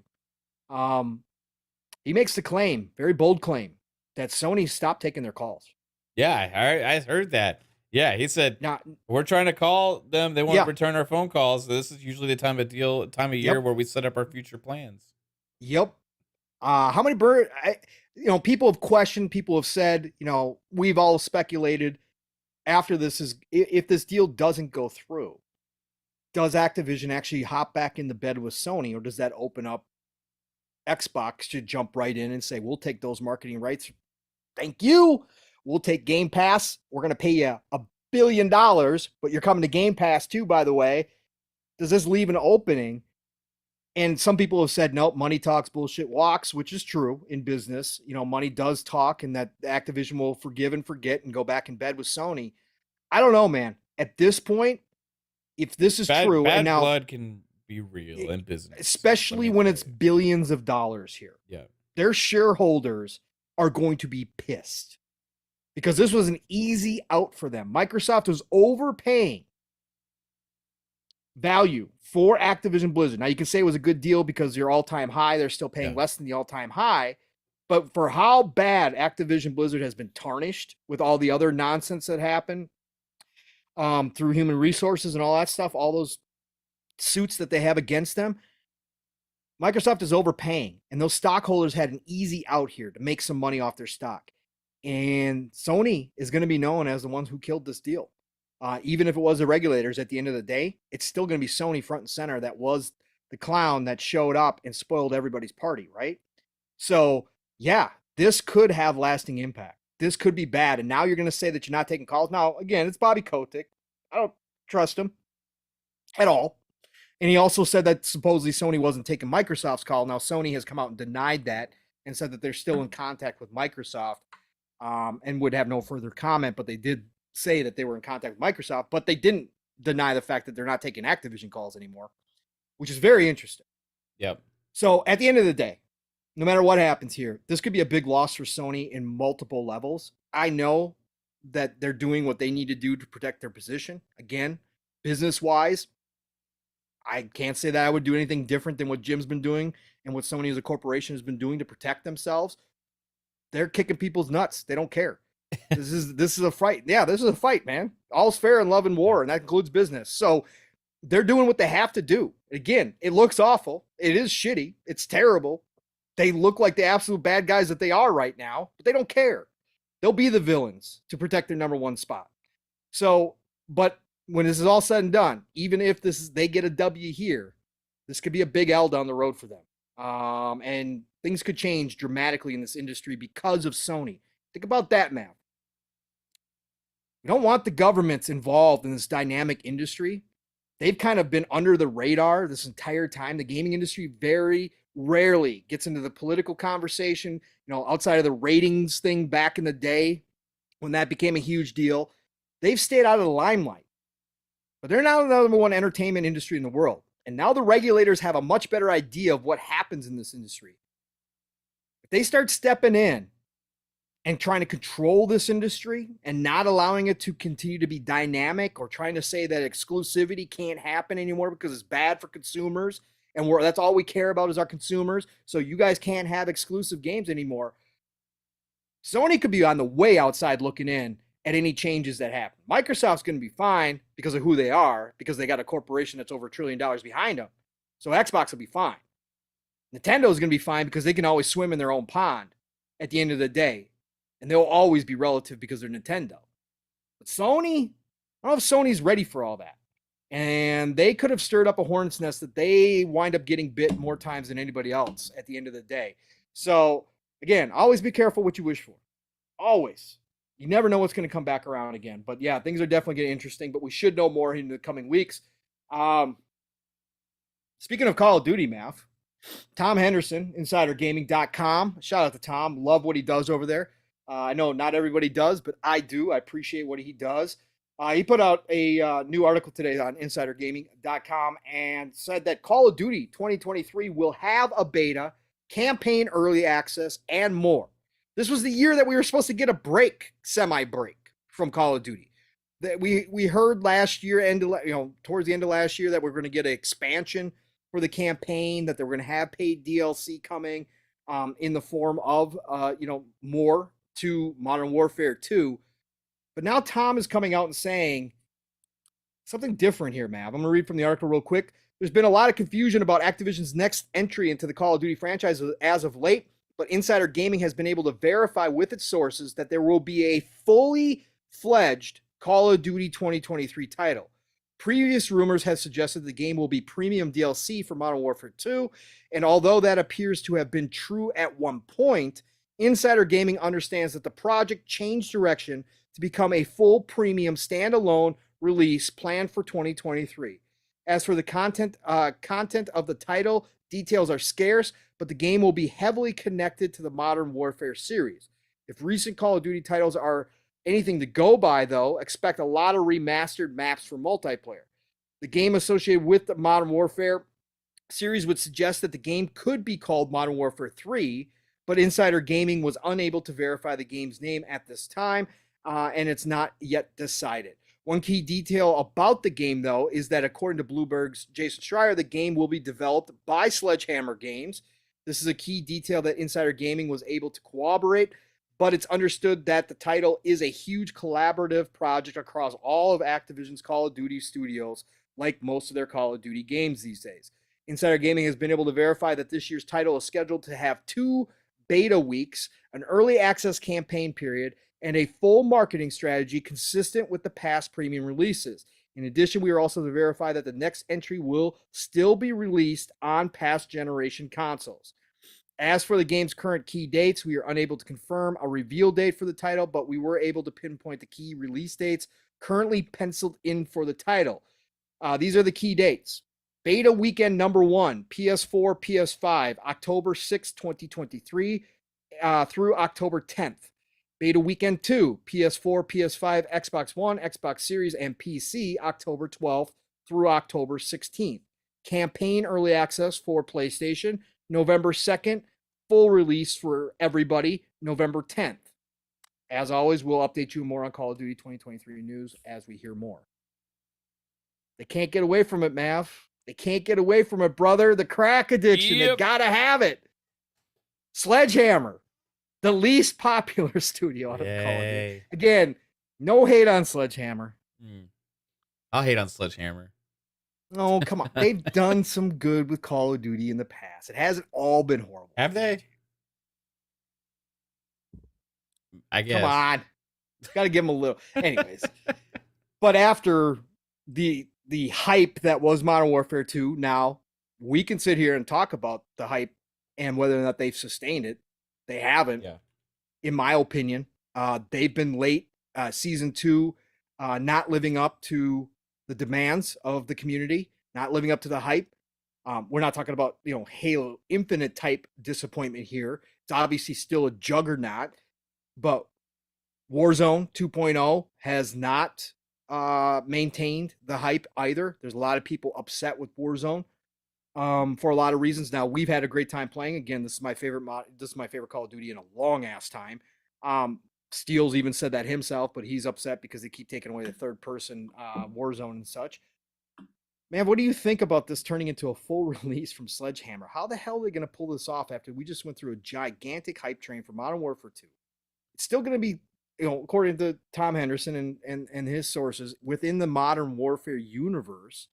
But what is this going to add? What are they going to bring different? My gut is that this was just a premium expansion that they had always planned to release for $70, and they figured they probably got to start treating it like a full game to ask $70 for it. And they probably realized the campaign was going to be long enough to get away with that anyway, because for $70 they already told us before they were going to charge $70. Yeah, for this year, right? So based on that, I feel like we're all curious. Well, what does that mean? What is premium content for Modern Warfare 2? I feel like they just shifted that to like, well, let's just like call it Modern Warfare 3 instead of Modern Warfare 2, or like something else. And it's still just going to be always what it was to begin with. I honestly don't know. It just feels like a marketing thing to me because like Modern Warfare Extra. I mean, it's just February now, and this was talked about just like late last year.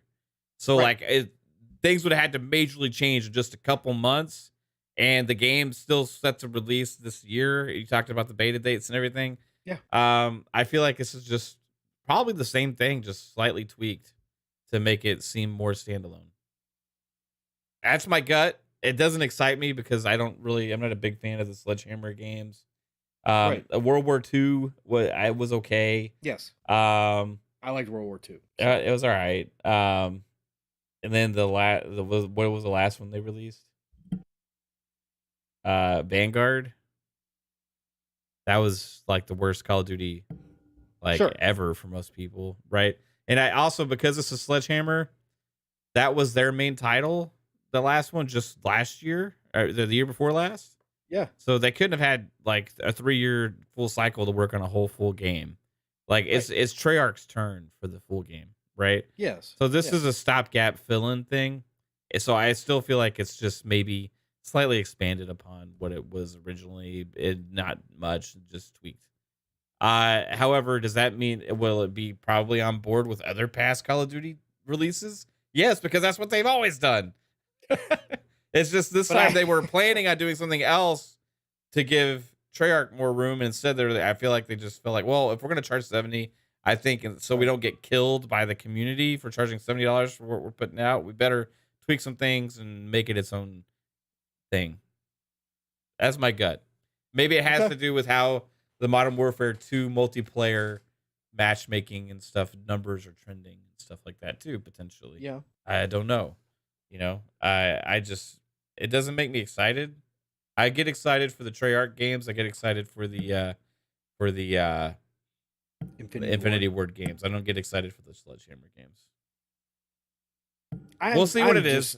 You know, I'm just curious how they're going to position this. Like, it doesn't make a whole lot of sense to me. It made more sense to be a paid DLC campaign mode with more maps for Modern Warfare 2.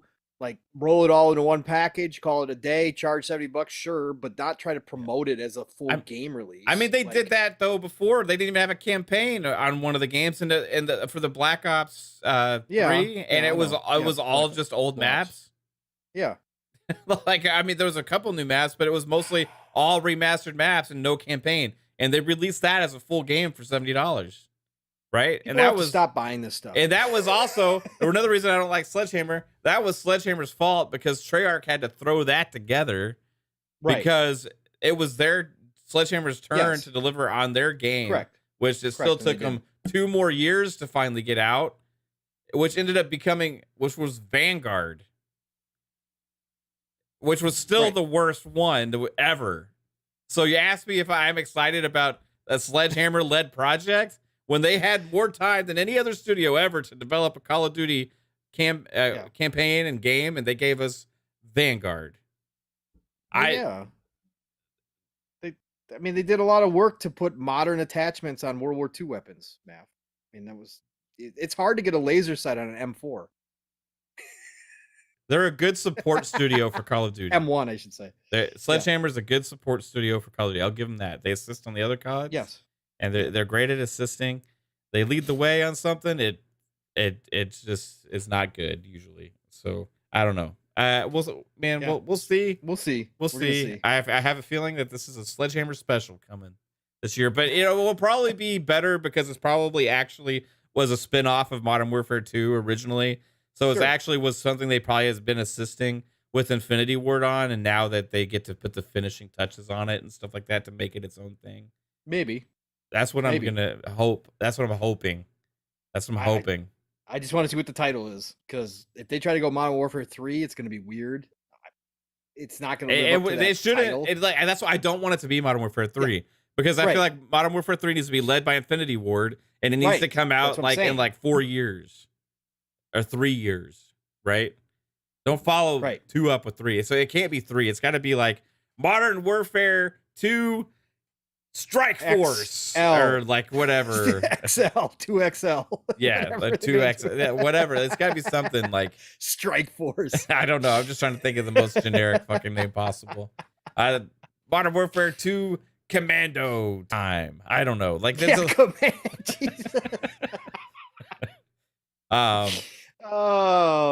it's gonna be something like that probably. Something like that. And it'll be its own thing. Oh, yeah, I don't know. I'm interested just to see how they're going to pull it off. Like I said, I just can't believe they're going to throw this thing together and have a whole marketing campaign. And after we just came off the Modern Warfare 2 marketing campaign, which was phenomenal. They did a great job with that. But they're going to put this much money into this. It's crazy to me. You think maybe they make a sequel to their last decent Call of Duty game? They make Call of Duty World War 3? Maybe. Maybe they go back to the future a little bit. Yeah. I don't know, man. Like, honestly, it's blowing my mind that doing this. The name's gonna tell it all, though. Like you said, if they come up with Modern Warfare 2 and then they throw something on there, Modern Warfare 2, not Vanguard. I don't know, something like crazy. Oh my god, if it was like if it was a Vanguard, another like Vanguard thing. I don't know. I don't know what they're gonna do. There's it's boggling people my that mind. like Vanguard, so I'm sorry to people. Yes, that there's like a lot of Vanguard. people. There's a lot of people who said the campaign is actually really good for Vanguard. Yeah. And there's a lot of people that said it's the worst Call of Duty ever. Correct. Multiplayer wise, yeah, 100%. Awful. All right. Well, that's enough Call of Duty talk. That's enough Activision Blizzard talk for a while. Let's hop into Nintendo, Mav. Now, I don't know. You've been extremely busy. Did you get a chance to watch the Direct at all? I actually did, Pong. Okay. I went back and cool. I skimmed through it. I'm not going to say I sat there for 45 minutes or an hour. Actually, it was an hour show, I think, and sat there. No, it was about 47 45 minutes or so. But with full attention and everything. I was actually started kind of catching a little bit of it with the Lords because I think Gaming Addicts and Lord Addict and King David and those guys were doing something over there. They had Gaz on, they had Dirt on, and I was laughing at them, crack jokes at PlayStation the whole time when they were watching a Nintendo Direct, and it was absolutely hilarious. Speaking of Lord Addict, he's going to be on the show tomorrow night. Yeah, we got Gaming Addicts and the Lord Addict himself is going to be here tomorrow night on Xbox Ultimate Podcast. Xbox Ultimate? Yeah. Late night? Nice. Yeah, dude. Yeah, he's coming through. Awesome guy. Cool. And yeah, so I was watching at first there, and then like I had, I as it was going on, but then I was busy with work, so then I kind of got home, and then I kind of skimmed through the rest, right? Sure. And yeah, it was a Nintendo Direct. It had some stuff in it, some Nintendo games. I saw some Splatoon in there. I saw the Metroid Prime remake, remake or whatever, and they call it remaster, but it's more of a remake. Yeah, actually is. It is. And then I saw the they had Pikmin in there. Mm-hmm. They had. Let's go through the list. Go through it. And the nice part about Nintendo Directs is you don't have to go back and watch them in 4K because it doesn't make any difference. Yeah. So that's the good part. You gotta watch them in 20 frames per second too. No, I watched it on my phone. And listen though, being full serious here. Again, I watch all the Nintendo Directs because I'm a gamer at heart. Even though I have zero interest in owning a Nintendo, I still enjoy seeing games coming from different places. I still get excited for things that I'm not going to own. Again, a lot of people can't. I saw people. I just am so happy that me myself, I'm at a point in my life where I don't hate on things just to hate on things. Mm-hmm. I make fun of Nintendo because I haven't been interested in Nintendo since Super Nintendo, but I still respect them in their place, and I still respect what they do, even if not all their games appeal to me at all. I still like that they're bringing out stuff for their fans, and I still get excited. I actually thought this Direct was great. I'd give this Direct a solid B. I was actually kind of pumped for a lot of these. And you'll understand, Mav, when I get to some of the smaller titles they're also bringing back. Why? Because some of them I have a special place in my heart. Yeah. But I just thought they did a great job. I thought they knocked it out of the park.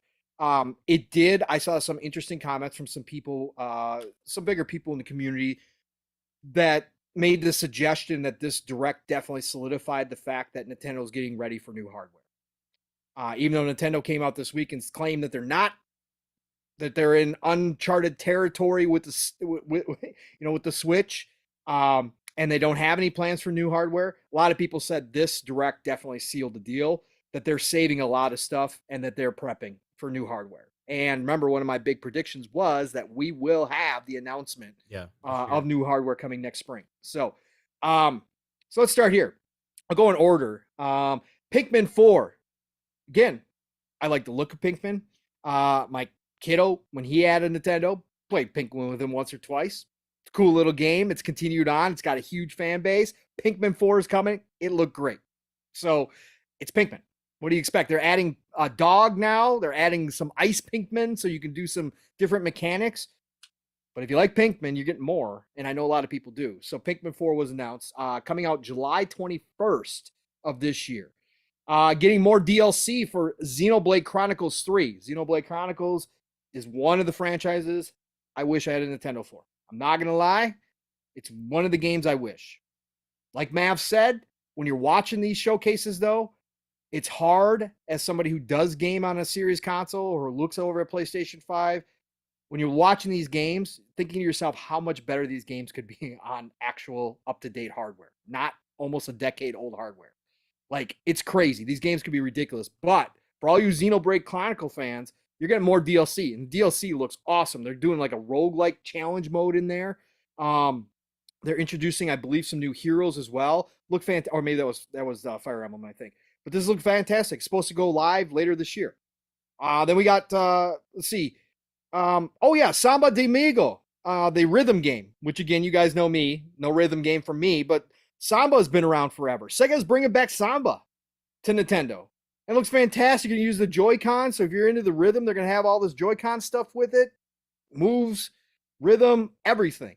Samba, again, this is Nintendo. This is classic Nintendo, and this is classic Sega. I'm happy for Sega. They're going back to some of their old IPs again, which is fantastic for the rest of us, because there's a chance that we get some of the good stuff from that. So Samba de Amigo is coming back with Party Central, and then it arrives this summer.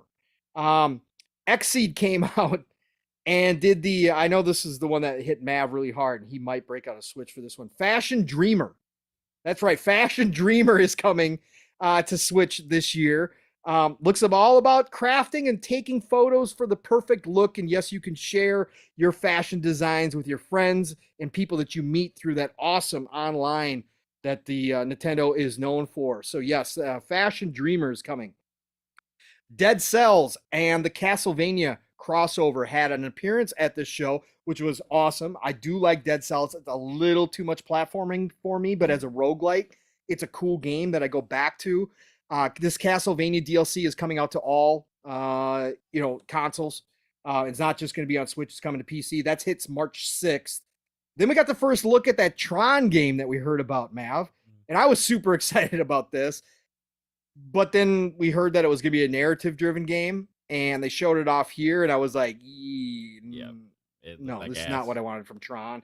So Tron Identity was shown off. It's going to, I believe, it be a console exclusive for a time frame. It's coming out first on Switch. It is a heavily narrative Tron game. Like, it looks kind of cool because it's got the Tron look, and you make decisions, it's going to affect things. But again, some narrative games hit for me, some don't. I really want a Tron action game. This is not it, but anybody who's excited about this, hey, go check it out. It's coming out in April. Then Ghost Trick Phantom Detective. This is a cult classic, supposedly. I've never heard of this game, but it is getting remastered, and it is coming out. And it's also been confirmed that this is coming to Xbox and PlayStation as well. But Ghost Trick Phantom Detective is coming out. Then they announced a new cool RPG from Level 5, man. This one got me excited and upset because Level 5 ain't going to make it for Xbox or anybody else. But Deca Police. This looked really cool. This was that anime one where you got to kind of solve. It looked a little RPG. Astral Chainy art style. Yes. Yeah. Astral Chainy style. You're a police detective, so obviously you can have battles, but then you got to go solve different cases. You got to collect evidence and all that good stuff from Level 5. Coming out as well for 2023. I thought that looked really cool. I was excited for that. Then that weird Platinum Games Bayonetta Origins, Cereza and the Lost Demon got another showcase. Not the Bayonetta game I want by any stretch of the imagination. It's a top-down puzzler action RPG, but you control Bayonetta, but she's only a support character. You actually have this demon dog looking thing that is actually the one that does all the fighting. You just support him by kind of stunning the enemies and that kind of stuff, and he attacks automatically, is by the looks of it. But this is the Bayonetta origin story. So we got another look at that. Splatoon 3, getting the expansion pass. Games as a service. Don't anybody let you tell you that Nintendo doesn't do games as a service. They do. Mario Kart, Splatoon, all of these. They're games as a service now. So the expansion pass is rolling out. I know people who are on Nintendo love Splatoon. It is what it is. Not my deal, but it's coming. Wave one. It's a fun game. I've heard like people say that. But Wave 1 arrives in spring, so they announced that. Then Disney platformer Illusion Island, which looks kind of cool, but again, it's a platform, but it's Mickey Mouse. It's Donald Duck. It's all of them. It's Minnie. They're all going to be there. Looks kind of cool. That's locked in for July 28th now. You get more Fire Emblem Engage DLC. Hector, Soren, Camila are set for Wave 2, while Crom and Robin and Veronica are locked in for Wave 3. And then in Wave 4, the Fell Xenologue will add more story content to play through. Turn-based, strategy-style Fire Emblem game. Looks phenomenal. I love Fire Emblem. It's another one of those I wish I had that I don't. Don't Nod showed off Harmony, The Fall of Reverie, a gorgeous-looking title with really interesting branching path narrative. That's set to arrive June of 2023. Octopath Traveler 2, which did great, supposedly according to Square, on Xbox and Game Pass, but not showing up. Octopath Traveler 2 not showing up on Xbox. It's going to PlayStation and Switch and PC, but that is showing up as well. That showed up. It's going to launch later this month, and they got a demo on the eShop. We Love Katamari Reroll plus Royal Reverie is set to roll up your heart with a remaster of the classic. So Katamari, sorry guys, I butchered this one all the time. You know the game where you roll everything together into a big ball. Katamari, yes, thank you. That's coming June 2nd. That's also been confirmed to come to Xbox as well. But they showed that off. Sabotage's throwback RPG Sea of Stars got a demo, and it's locked in at August 29th now. Sea of Stars. This was a Kickstarter game. There's some drama going on in the community if you guys looked. Their social media team got absolutely rocked today and yesterday. They started their Kickstarter and said they were making the game for all platforms, including Xbox. They hit their Kickstarter goals. This game's coming out. They refused to say that it's coming on Xbox. They will not say it's coming on Xbox. They say we don't have any details of that platform right now. We'll let you know more later. They wouldn't even say the name Xbox. And there's people who gave to that Kickstarter based upon the fact that they said it would be coming to Xbox as well. So this looks great. Classic 8-bit, 16-bit RPG style. Looks phenomenal, but that was supposedly coming. No longer for sure coming to Xbox as of right now. So hopefully they get that sorted because, again, their social media team was getting put through the ringer over the past couple of days. Disc Blasting Multiplayer Showdown Omega Strikers will hit the Switch on April 27th. That looks cool. It's based on old air hockey, but they throw in characters that kind of have special powers. So it's a multiplayer game. Looks kind of cool. Then one that got me super excited, Mav, and I'm super sad I don't have a Switch for this.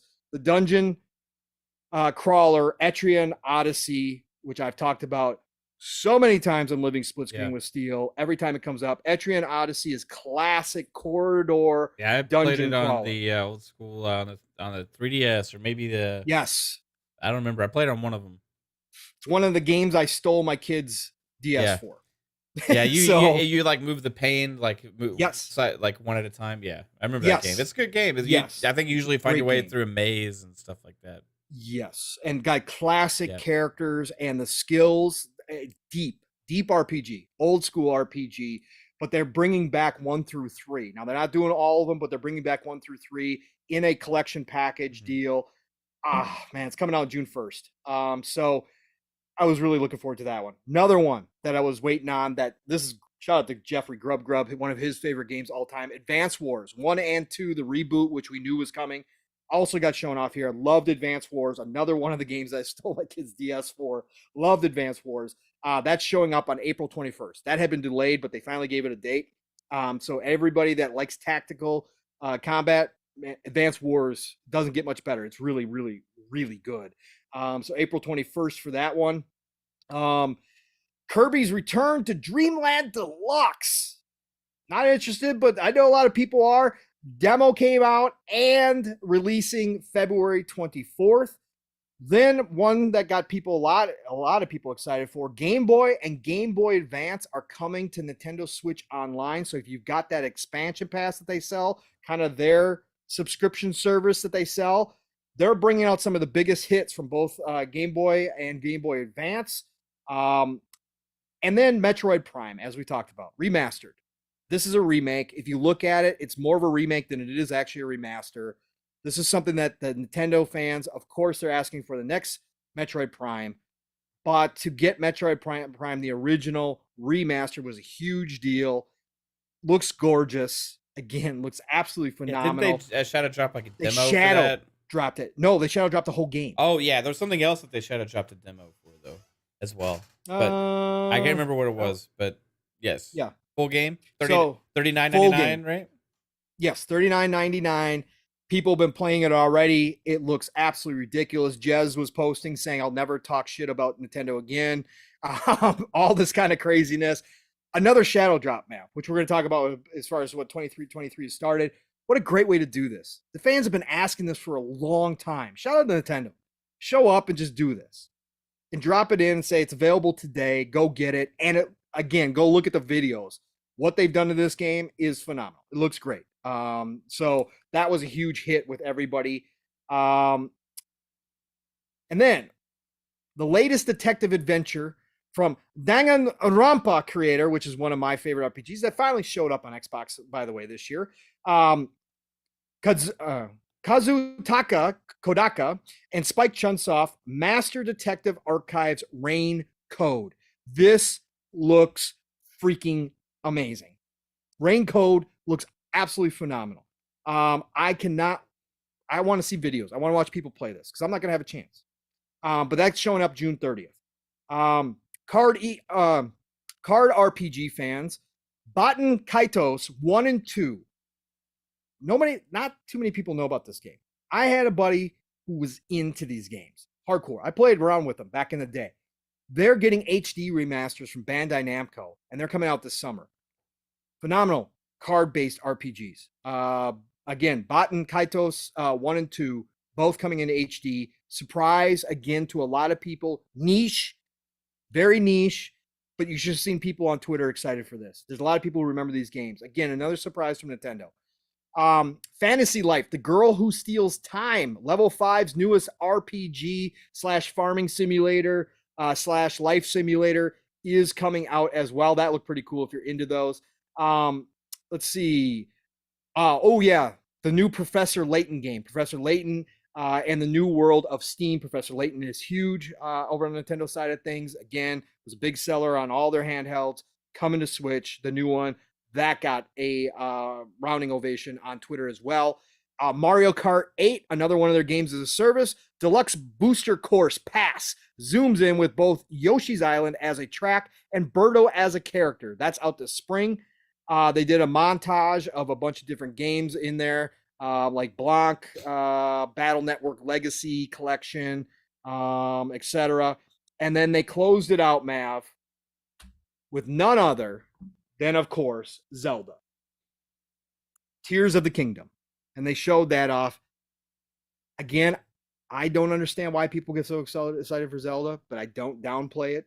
I know how big it is. And again, I understand why people believe it's a great game. I just look at it. I have no interest in Zelda. I have no interest in Link as a character. Nothing about the world grabs me. But for billions of people, not quite, that's over exaggeration, that Zelda is it. And obviously people are waiting on this. But Mav, on top of that, prior to the show going live, all the pre-order sites closed down like the day before. And people were going, what's going on? And then everybody started guessing, oh, this will be Nintendo's first $70 game. Guess what? It is. Yep. Nintendo on 8-year-old hardware is now charging $70 for Zelda. Not all their games. I think Pikmin is only $60, so it's not going to be every new game. But of course, they know what Zelda means to everybody, Mav. $70. So, Mav, did anything in the show excite you? And then thoughts on the $70 Zelda? First, I want to get to this $10 super chat because we have a full correction here. It's great. Okay, cool. Shout out to X Burke with a $10 Canadian super chat. I love getting corrected. You don't have to pay to correct me. Just a bit behind watching. I believe I heard Pong say there's no need to restart Hogwarts to accept display changes. You do. Thanks, Pong. I'm downloading the game now, and I hate the series. I don't know, man. Your Pong Soul was wrong for once. The encyclopedia. I've been wrong. Oh no, I've been wrong. The Encyclopedia of Gaming, dating back to the very first game ever created, has an asterisk next to it now. I didn't have to restart when I swapped. I swapped options last night. No, I didn't have to. But no, I didn't have to. I didn't have to swap out. I didn't have to restart the game. Maybe it's your fancy monitor. Hey, that's weird. Anyways, okay. I'll check. But I'm always wrong. You obviously don't pay attention during living split screen. I'll find. People correct me on living split screen all the damn time. Yeah. No, yeah. Again, the old brain is seeping. I know like you're Johnny wrong Mnemonic. all the time. I'm just trying to inflate your ego. I know. Yeah, no. I'm wrong anymore. Thanks, Expert. If that's, but I want. Okay, never mind. I'm gonna check it after. Yeah, I'm curious too. Like when I play the game, that's the first thing I'm gonna do. Like, yeah, just because I gotta know. Appreciate it. Yeah. So the Nintendo Direct. Yeah, I think the first thing you asked me was I excited for anything. Yeah, anything catch your attention? No. Nothing. No. Okay. Because I understand why. I know that. I mean, it's just it is what it is. I know. Like I have zero excitement to really like even check out the show other than just hope for the whole scenario in which maybe they'll allude to new hardware. We do get to see games that are coming elsewhere too. So that's sometimes. Yeah. And yeah. When I watch this, I just feel like I'm watching I feel like I'm back in time, you know? Like I feel like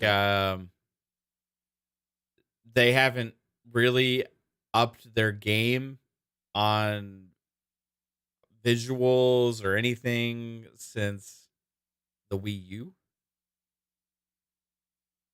And it's getting old. And I, like you say, like you respect. I'm actually losing respect for Nintendo. Like, I'm at the point now where I am losing respect for them as a company. Because even though they're doing business well, that's not necessarily all that matters. Like, at the end of the day, like, a lot of people praise, like we praise, even though we think PSVR 2 is going to be a flop and we think it's a big mistake, we still praise them for pushing the boundaries on that and investing in that mistake, right? And like still doing this stuff to try and push the boundaries of technology and things, right? For the people that are interested in that. Nintendo says, we'll just fucking milk you for forever because it's a success, right? Mm-hmm. And even a lot of the games, like it's nostalgia trips, like of remakes and remasters and like even Zelda, like it just looks like the last Zelda game to me. Oh yeah. I mean, it's like it's bigger though, Mav. It's bigger. The last one was plenty big. I'm just like, okay, like it's just it's like it's the same game. And that's why, like, you could honestly show me a trailer of that game and show me a trailer of the first game. Mm-hmm. And if I hadn't played the first one, like, I wouldn't be able to tell you which game was which. Sure. Right? Like, there's literally looks like there's no difference hardly at all. Maybe slightly with the color of clothes they're wearing. Like, right. There's that. Like, I don't know, man. I've just lost it with Nintendo. I'm like angry at them at this point because I love them. Fair. I love them so much. Like I had a huge love for Nintendo. And I have lost all interest in anything they have going on because I feel like they have actually become the worst consumer focused platform out of all of them. They get a free pass all the time, right? They get praised all the time. They get a free pass all the time. And I look at this, I'm like, cool, more of the same shit we've gotten for 10 years. You know? Like, I'm ready for Nintendo to give us something exciting again.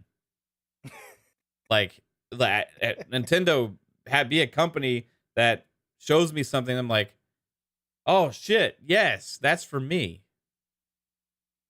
And nothing is for me because the hardware is a piece of shit.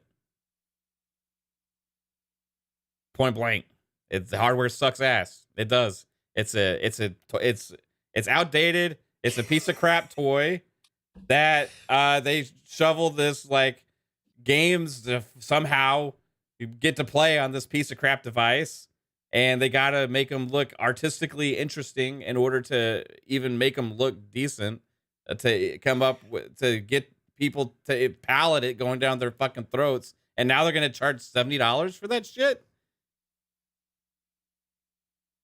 I'm just like, I don't know, man. I watched this whole thing and I'm just thinking, I've seen that a million times. Like Splatoon 1, 2, and 3 look exactly the fucking same. Zelda 1, so Breath of the Wild and Tears of the whatever the fuck you are exactly the same. The Fallen Kingdom. Fallen Kingdom is exactly the same. Where's Metroid Prime 4? Yeah, probably they can't do what they want with it because of the piece of shit hardware that it's on. So now instead, we're going to try and milk the nostalgia that everybody has for Metroid. Everybody's asked for Metroid. We'll just resell them the first 3 games. At least they're not asking for too much on that. I feel like out of everything at the show, that was like the best thing there, probably. None of the games that I'm excited to play, I'm excited. I don't get excited because they're just on that shitty hardware. Yeah. And until they do something about that, Nintendo's dead to me at this point. You sound like a Jigga J lover. I'm not buying another Switch. So that way I can be like, am I going to enjoy it? Fuck, it still sucks. And then sell it again. I've done that too many times this generation. Like, will you play the games if they get this emulator that's on Xbox now? This native emulator that was announced this week that they're working on, where you don't have to go, you don't have to get it into the director's mode or whatever the hell it's called, developer's mode. Excuse me. You don't have to get in the developer's mode, and you can just natively play Nintendo games through emulation. Will you do it? If they look better, if they're held back by the hardware, they'll run better. They'll run better. Yeah, just like any other emulator. I mean, maybe, but they're still dated games because they're made for the Switch. Yes, right. Like that's the problem. Like people don't understand. Like when I talk, like when they design these games from the get-go, they were designed to be able to run on a piece of crap hardware. You're a graphics whore, is what you're saying. I'm not a graphics whore. Like if they had like a Series S level console or even close to it, they could do so much, man. Like they could do. I used to remember all the back in the day. We always wondered what the future Zelda was going to look like and stuff, and we had like all these ultra real looking like Zelda like fake trailers out there and stuff. Oh, we saw Zelda on Unreal. Yeah. All these things and like all these different things. And my mind always back in those days went to like, man, I can't wait for that. Oh, it's going to be amazing. It's going to be amazing when we get there one day, and then time stopped. Nintendo stopped evolving their games. Mm-hmm. And I feel like we're stuck in 2005. Roughly around that time period with Nintendo. Sure. I mean, okay, maybe I'll give them 360 generation. Early 360 generation. Maybe like 2007, 2008. Maybe around then. I'll give them that. I feel like we're stuck in like 2007 with Nintendo. Because really the Wii U was behind the 360 and the PS3 by far, right? Finally, they came out with the Wii U, which was slightly better than the 360 and the PS3, right? Mm-hmm. Yep. That was a big flop for them. They moved on to the Switch, which was maybe ever so slightly better than the Wii U, if at all, right? And we're still on that hardware. Dating back to something that was really kind of part of the 360 PS3 generation. That level. Well, you might even give them too much credit because I don't know if the Switch could pull off native Gears of War graphics. Yeah. Probably not. It can't. I don't think. You're right. I mean, yeah, I might be giving too much credit. I mean, it baffles me. I get that the games are good, right? But think of how much better they could be. Yeah. Like, it just kills me when I see these games. And I'm like, oh, yeah, and even now how they're presenting them, I like the Nintendo Directs, but even how they're presenting them to me gets annoying because it's like they know their shit stinks, but they're still out there and like talking about it like it's the next best thing in the world, right? Like it's the first time we've seen this before, and the team's working on the next, and it's like I've seen that like 10 times already, guys. Like, what are Pikmin? There's already been 2 Pikmin now this generation, I feel like, right? Or like around that. I don't know. I feel like I see Pikmin every fucking time there's one of these directs now. I love your Nintendo rants. I want this is the selfish rant, right? I understand all the people that are okay with playing on their little piece of shit toy. I understand. I get it. If you like it, that's cool. I'm all for it. You do you. But I'm going to ask for what I want. And I want something better from Nintendo. I'm not asking for a Series X level Nintendo thing. I'm not asking for a PS5 level Nintendo thing. I'm just looking for something that puts better shit out there than the shit they shoveled out there on that Nintendo Direct. Because I'm sick of acting like that shit looks good. It don't. It doesn't look good anymore. It looked good in 1998. That would impress the shit out of me. It has charm, man. It has Nintendo charm. And Nintendo fans don't look for anything beyond that. Well, I mean, it's good games. Charming will get you so far.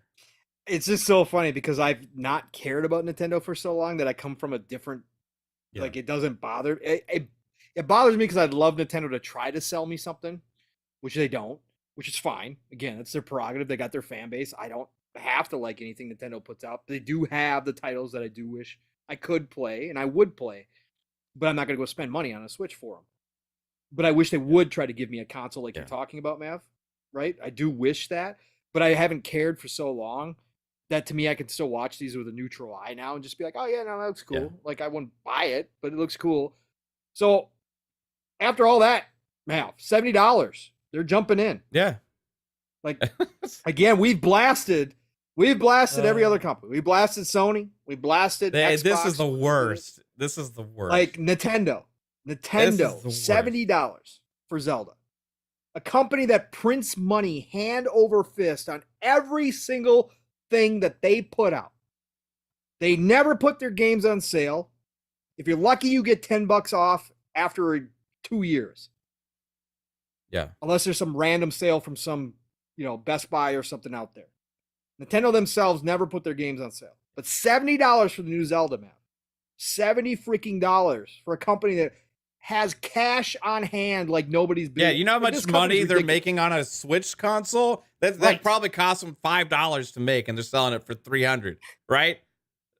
At $350 for the off the shelf 8-year-old parts. They are. I mean, it's not. I gotta address this in chat too. The chat's killing me right now because they're saying I'm anti-retro. Nick says Mav is the enemy of retro, and Charlie said Mav hates retro graphics. Confirmed. I don't hate that when it's meant to be a retro game. This is their new shit. Their new shit looks retro. That's how behind they are. That's what I'm saying. Like, you can't have new stuff and be like, hey, nostalgia. Like, let's go. No, there's a place, and they have to make all their shit look like that because that's the only way their piece of crap can handle it. That's just the realistic aspect here. I'm sorry. $70 for that? Come on. Are you serious? Like, we could give Sony a pass here and there for like a game that's like, okay, took them like 8 years to make this game. There's no monetization in it, and the graphics and the story are mind blowing. This is the only way for us to make a profit on this mega franchise because we're only going to sell copies on our one device, and we're not going to put it everywhere. So we have to charge more because it's special, right? Or we can say Xbox, yeah, everybody else did it first, whatever. And you have so much investment out there. We all figured it was happening. It sucks ass. Nintendo coming out with their little fucking bullshit from all of them. Bullshit from Activision first off. Bullshit from 2K first off. Bullshit from EA. Bullshit from Sony. Bullshit from the whole lot of them. $70, no point, right? It's actually shown, hey, maybe the games aren't selling as well sometimes at $70 at times. More people waiting on sales now. Yep. Now Nintendo rolling out with your Mattel console. Coming out here saying mobile. We can call it mobile. It's mobile tech. Mattel? Mobile? Mattel makes mobile devices? Sure. Mattel, sure. Yeah. It's mobile tech in Mattel. There. Yeah. Okay. Yes, okay. We'll say VTech. They're VTech, Mattel, Hasbro. Leapfrog. Yeah, console. You know, literally, you can look on. I mean, there's several devices out there that look just like the Switch.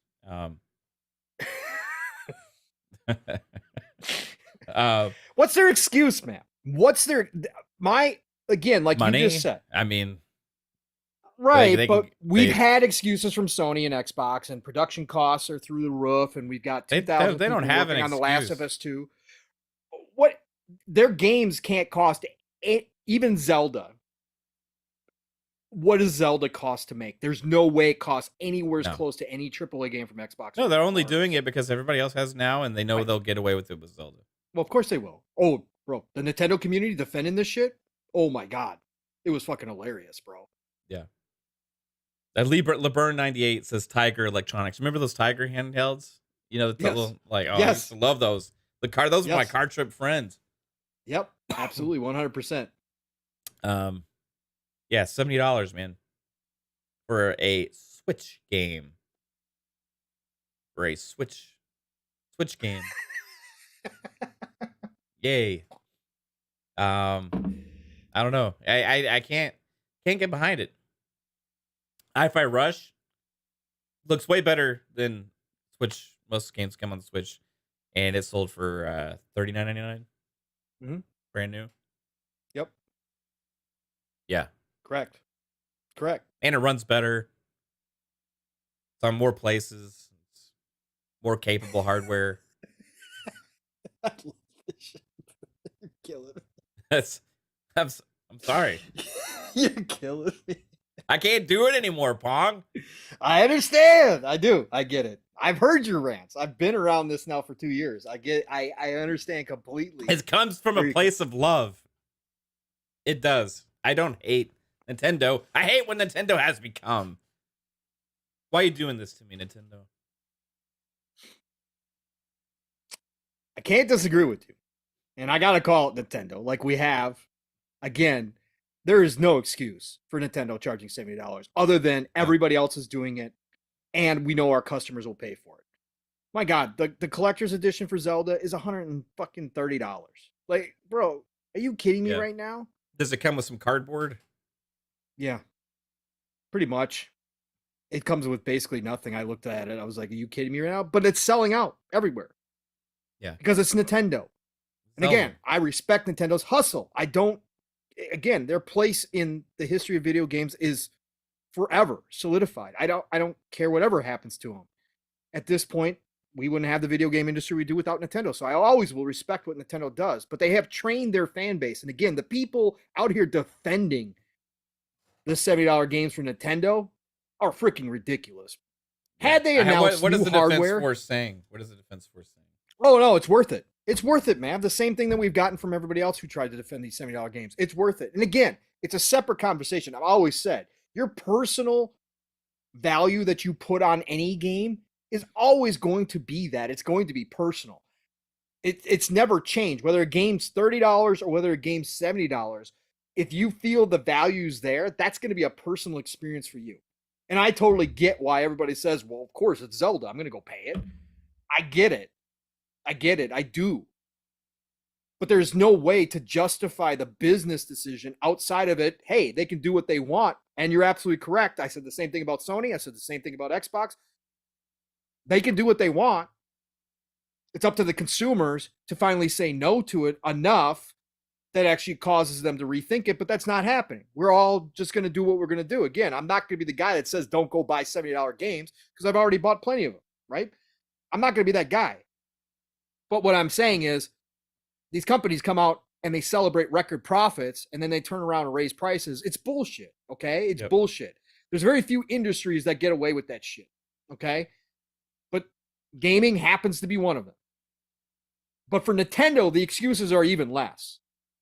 Because again, they can't come out and say, well, we've got this brand new hardware and we got to have all these devs working on it. And there's all this time and effort that, and I'm not saying that there's not time and effort into it. Okay. What I'm talking about is we're using brand new engines and these games are getting so complex and they're costing us $100 million, $150 million to make. And so we've got to raise prices. They don't have that in their back pocket. Because again, they're working on mobile tech from 8 years ago. Yep. Jasper confirmed it. He looked at the specs. Again, my Note 8 was more powerful than a Switch. Yep. I called it. What I've said was this is more close to like a 6S Plus from iPhone. Mm-hmm. And that's around the tech that the Switch is still running on. So, and I know the games aren't mobile games, but I'm talking about when they're developing for it. You can't tell me that a Zelda is costing you anywhere near what Xbox and Sony are putting in their first party AAA games. It's got to be a fraction. And they just turn around and say, yep, everybody else is doing it, so we're going to do $70 and we know our people will pay for it. I hate this shit. I hate it from all of them. So I'm not going to let Nintendo slide just because it's fucking Nintendo. I don't care. You guys are bullshit. Yeah. And Nintendo's new slogan should be Nintendo because we can. Yeah, because we can. Right. That's just their own answer. Because you're going to bend over and take it. And again, like I said, the argument about whether or not it's valuable to you, the people who absolutely love Zelda, and there's tens of millions of you out there, I don't blame you in the least. If tomorrow Todd Howard and Phil got up on stage and said Starfield's going to be our first $90 game, do you think I wouldn't buy Starfield? Again, it would be on Game Pass. So there's that argument for Xbox, but let's say that it wasn't available on it. Let's say this. Let's say it still was coming on Game Pass, but if you buy the $90 version, you get to play a week early. Do you not think I would not be putting down $90? Of course I would be. I would too. And I would be angry about it, but I would be doing it, right? And right. Like I feel like we get backlash at times for rants on the $70 games, but the reason is because we don't want anybody to have to pay that. Right. You know what I mean? It's like it just even the people that are diehard fans, it's like of the thing, like wouldn't it be better if you didn't have to pay 70 and pay 60 instead, like it has been? Right. Video games should have gone down, honestly, in price, not up. Yeah. The digital side certainly should. We should have Steam-like sales. Yeah. And we do get a lot of sales, but my God, those sales are the same fucking rotation of games every single fucking time. Yeah, and this game's going to be like 700 fucking P. Like Nick says, like 15 to 20 frames. It's probably going to run at 20 frames. 20 something frames, probably 700 something P. And you put it in the dock, you can make it 800 something P. Yay! Right. Hip hip hooray! Yeah. Right. Like, come on. Like it's crazy. Yeah, and it doesn't. I mean, it's artistically beautiful because they have great artists that work on these games, right? Mm-hmm. And that's how they get by with this. I don't know, man. I love your disappointment, Mav, when Nintendo comes up. It just oozes out of you. Like it's like, yeah. If I didn't know you better, I'd say you were there was something else in real life that was happening right now at this moment that was causing you to act this way. But I just know it's Nintendo. Like just talking about it makes you upset. It does. It really does. I mean, it does. It's a shame. It's like a part of my life that is like gone. Yeah. And I used to have so much joy and excitement over these things, and now it's just there. Yeah, as a memory. Just there existing as a memory, as a whole waiting to be fulfilled. Yet Whoa. I stay hungry, waiting for the moment to arrive. One day when I see something appetizing. It has not happened yet since the Switch. Chad, are you hear this? This is ridiculous. All right. All right. We talked enough Nintendo. We do talk Nintendo here. Again, I thought it was a great direct. I gave it a B, solid B for sure, across the board. I thought they did a great job. There was things in there I wish I had a Switch to play. Again, I won't go spend the money on one, but I was excited to see what they were bringing back. That like Atlas bringing back Etrian Odyssey, which was phenomenal, and there was hope because now Atlas has a newfound respect for Xbox all of a sudden, and Sega got them the personas that maybe one day we can get Etrian Odyssey over on Xbox. But again, overall, I thought they did a great job. It was a great start to 2023 for them. The shadow drop of Metroid Prime remake, remaster, whatever you want to call it, was fantastic for the fan base over there. And I'm liking this shadow dropping shit, Mav, coming back. Shadow dropping. This is a trend. This is a trend. All right, Mav, let's end this show on a high note. Yeah. Let's talk about 2023 as a whole and what has already occurred within the first month and a half of this year. We all knew going in on paper that 2023, we talked about this many, many times on many, many shows. 2023 could go down as the all-time greatest year in video game history. There's a few years that are absolutely ridiculous. What is it? 2007, right? Mass Effect, BioShock, Dragon Age. Yeah. Incredible years out there if you go back in history and look at it. That it has to live up to. But we knew on paper coming in. But I don't think any of us were prepared for what's happened so far. Like we saw it, something like Hi-Fi Rush we didn't know about. Yeah. But we saw the names and we all thought they could be good games. But to start the way the year has, let's just take a look at this real quick. Let's mention a couple of the older stuff that has come out too this year. That's not, again, it doesn't really count because it's not new stuff. But let's just talk about what they've done.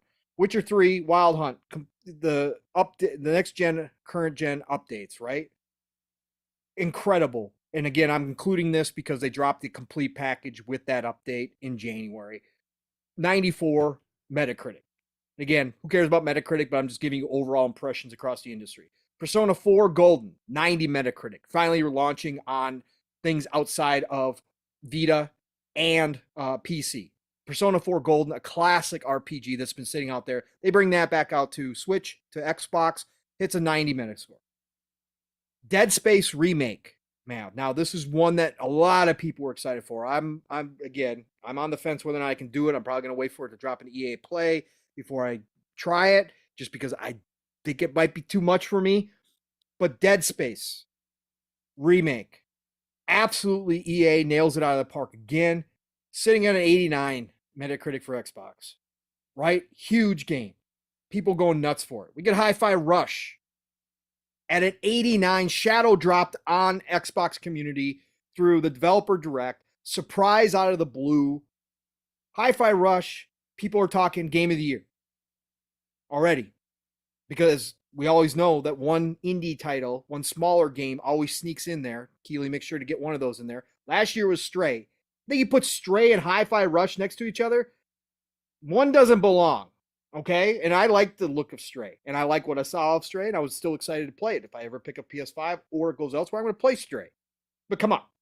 Hi-Fi Rush, already people are like, no, this has got to be in the conversation for Game of the Year.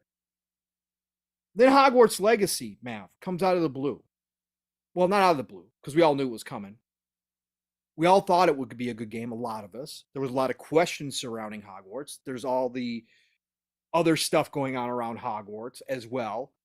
But nobody knew that Avalanche WB was going to be able to drop this great of a game on us. And now, Mav, you got the community on Twitter showing up in droves saying, favorite game of the year, definitely should be in conversations at the end of the year. Hogwarts Legacy sitting at 89 Metacritic right now for Xbox as well. Brother, we got we can't exclude Age of Empire 2 Definitive Edition. another 87 Metacritic. Yes, it's a 25-year-old game. Yes, it's a niche genre. It is currently, Calabrio put out yesterday, number 4 most played Game Pass game right now for a niche genre. Not too freaking snazzy, right? Not too bad for a game that a lot of people said, I have no interest in that. Number 4 most played game on Game Pass. Monster Hunter Rise, dropping a Game Pass, launched outside of Switch finally. Nobody was expecting this to come. Finally, they announced it. It came to PlayStation, Xbox. Currently sitting at 86 Metacritic. Monster Hunter Rise. Man, we've had a hell of a start. We've got Atomic Heart coming out. By the way, folks, Atomic Heart going to hit 60 frames on both Series X and Series S. And, of course, PlayStation 5 going to hit 60 frames. 4K on both Xbox and PlayStation. 1080 on the Series S. Atomic Heart looking phenomenal. We got Wolong coming out. We got Wild Hearts, another Monster Hunter-like game coming from EA. Yeah, and that's getting a 10-hour trial, too. That's getting a 10-hour trial, which we got confirmation last week on. Man, what a start to 2023. Oh, yeah. And we're again, just saw the new Zelda, which is, going to be 90. That's going to be huge. Yeah. It'll be a game of the year contender. It's going to be a game of the year contender. We got Starfield coming, which we all believe, if you believe in history repeating itself, Todd Howard and the A-Team are going to knock it out of the park again. 90 plus Metacritic, genre defining RPG for space and sci-fi. Could be the game that people are talking about 10 years still from this point forward, whenever that launches within these first few months here. We've got things like Redfall coming, which could be a huge hit for Arcane. We'll see. We'll see how it goes, but they always score well. This could be another one of those games as well. What a start to 2023, Mav, as much as we talked about it. But games like this, again, you can say, well, we don't have a 90 Metacritic yet. Yeah, who cares? We got high 80s coming out the wazoo right now. What do you think about the start to 2023 as the video game industry as a whole, Mav? Pretty freaking amazing. Man. It's been awesome, man. I've been saying, like, it's already putting 2022 to shame. Like, in the end, I feel like in just a little over a month, we've already gotten more big, good games than all of last year. Kind of feels that way. I mean, we had Elden Ring last year. Horizon. You had Dying Light 2 last year. Gran Turismo. Gran Turismo, Horizon Forbidden West, God of War. Yep. And having trouble thinking of a lot of other ones. You had Need for Speed and Midnight Suns come out late. Supposedly, Midnight Suns isn't selling as well as they had hoped, but they did say they're going to continue on with it, so that's good. They said that they think it'll have long legs, right? Yeah, it's going to be one of those games people continue to pick up. Yeah. We did our job. We did our job selling it, so a lot of people have tried it. I feel like this is just the beginning of this year, though. Like, it is as crazy as it is. I mean, it's off to such a great start. And the other thing impressive about it is there's so much different variety with this stuff. Like Hi-Fi Rush hit, completely different kind of game than Age, Empires 2. That also was done really well. And people say, well, it's not a new game. That's the first time they implemented those controls and that scheme on a console. That was running like butter on a console. They had to put a lot of work into that. Right? That wasn't just like port it over and try and come up with something, right? That was done really well, right? My favorite thing so far I've played this year is Age 2. Right. And you got Dead Space for all the horror sci-fi fans out there, completely smashing away Callisto Protocol. Then what else was there? There was Hogwarts Legacy hits. Yep. And that was one that could have gone either way. Turns out it's a great game. Seems like everybody's on fire right now, you know? Yeah. It's like can't miss with the big releases. Forspoken fell flat for some people. There's a lot of people that like it a lot. Yeah. I will say it missed the mark on what they wanted. as far as like 100%. their expectations for that game. But overall, man, I feel like this year is setting the table for something really special because already there's games that have come out that we're all going to remember, right? We'll remember the Dead Space remake. We'll remember Hogwarts Legacy. You know, we'll remember Hi-Fi Rush. You know, the Age 2 I'll be playing for years. Yeah, you know, I mean, what a start to a year that has so many other big things yet to come. The things that we've all been most excited for this year are still yet to be here. Correct. For me, June comes around. We got the big fighting games coming. You got Diablo 4 still happening this year, as far as we know. You got Starfield, the biggest one for me. Redfall's coming still. You got Spider-Man 2 happening for Sony. You got Zelda for all the toy players out there. I mean, you got a year just filled with big games. And I feel like a lot of the ones we've gotten so far were some of the ones that were like, okay, is it going to hit or not? You know? Right. And they're all hit. That's what I'm saying. So it's like, even this year was even better than we had anticipated, especially when you got shadow drops coming as well to fill in this. It's crazy, man. I feel like there's been too much talk a little bit about, too much overlapping and like too many games dropping on top of each other. Like, I like that, man. Like, that's generates excitement over gaming in general, right? We all relish in it, positive talk all the time about all this stuff, and I love that, dude.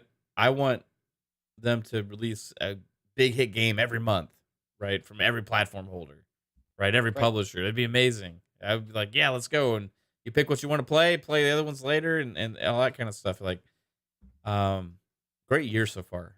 What do you think is like, why is this happening? Is it because of COVID and the pandemic, and now all of a sudden we're just getting this avalanche of quality? There's been a big dam of games, right, that have been delayed over the past couple years. And I think that obviously the way that 2023 was stacked, the first half, because we still don't know much about the second half, but just looking at the first half, we saw a lot of these games that probably would have come out over the past couple years without the pandemic being around.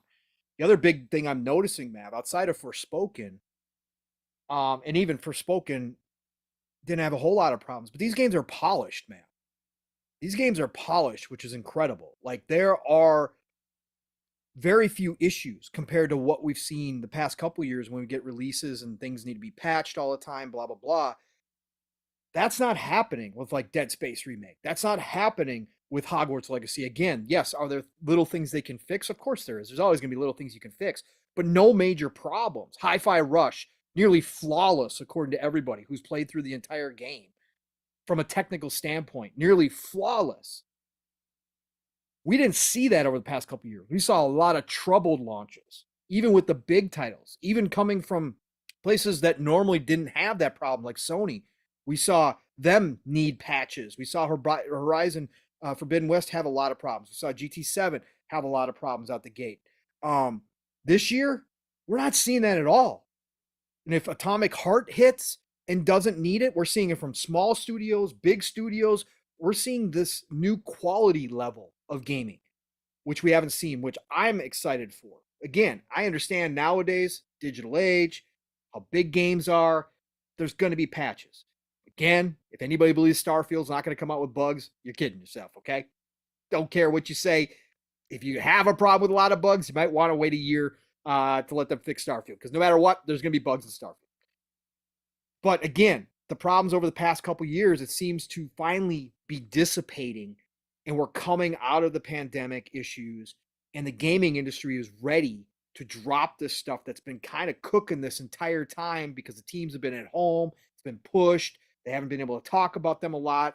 Again, things shadow dropping like Hi-Fi Rush that has been in the works for 4+ years, 5 years. Being able to come out without ever being mentioned once and just shadow dropping. Metroid Prime, remake, remaster, whatever you want to call it. Nintendo keeping that secret this whole entire time, just dropping it on the Nintendo fans. And the games are polished. They're good. that means the teams really have learned a lot going through what they went through for the past couple years. That's what's got me excited for 2023, because a lot of these games have gotten extra time to cook now. A lot of the problems that we saw come out kind of scared off a lot of the publishers, both big and small, from making sure that their games weren't launching. And even though that meant we had to wait, now that we're seeing them drop in 2023, they're looking great.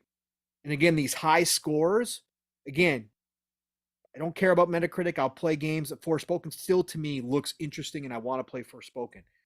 I don't care what the people say. Again, I like a lot of crazy games that are low Metacritic scores. I don't care about that. But what I say is the general consensus is this year, we're already getting much higher scores than we did all of last year. Sure, you can go back last year and find plenty of great games that were in the 80s, high 80s and low 90s.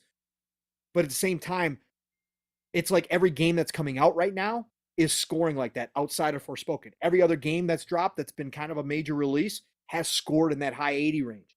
It sets a credible standard for the rest of the year. And like you said, Mav, and like we talked about, we're not talking about the big games we know that are going to score gigantic, right? We're not talking about the Starfields that we expect it to be up there. We're not talking about Zelda, which we know for a fact will score in the 90s. Forza Motorsport coming out. It's going to be high scores, right? And again, I'm just using scores as a general consensus about what the games are bringing to the table. I'm not using them as an indicator whether or not they're good or bad.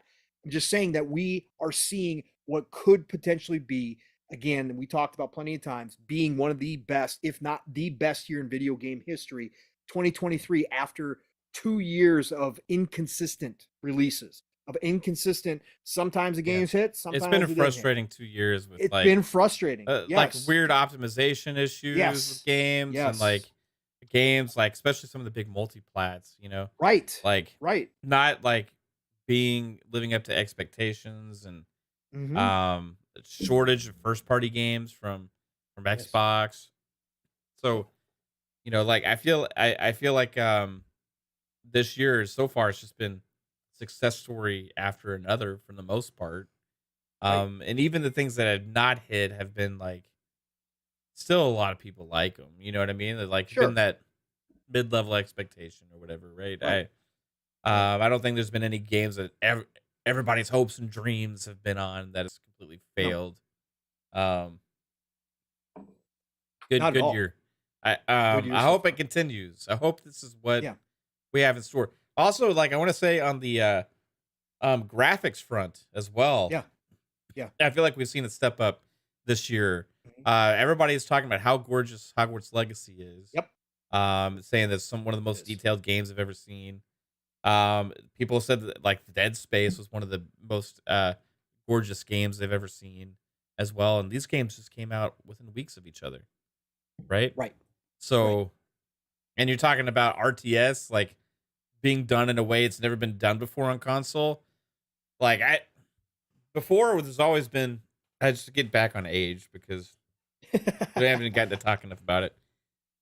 Before, when these RTSs come to console, there's always been a lot of give from the sacrifices, right? From us to be able to get these games, right? With Age 2 specifically, I don't know what it's going to happen with Age 4 because it's more graphically intensive and stuff, you know. It is. So we'll see what happens with that.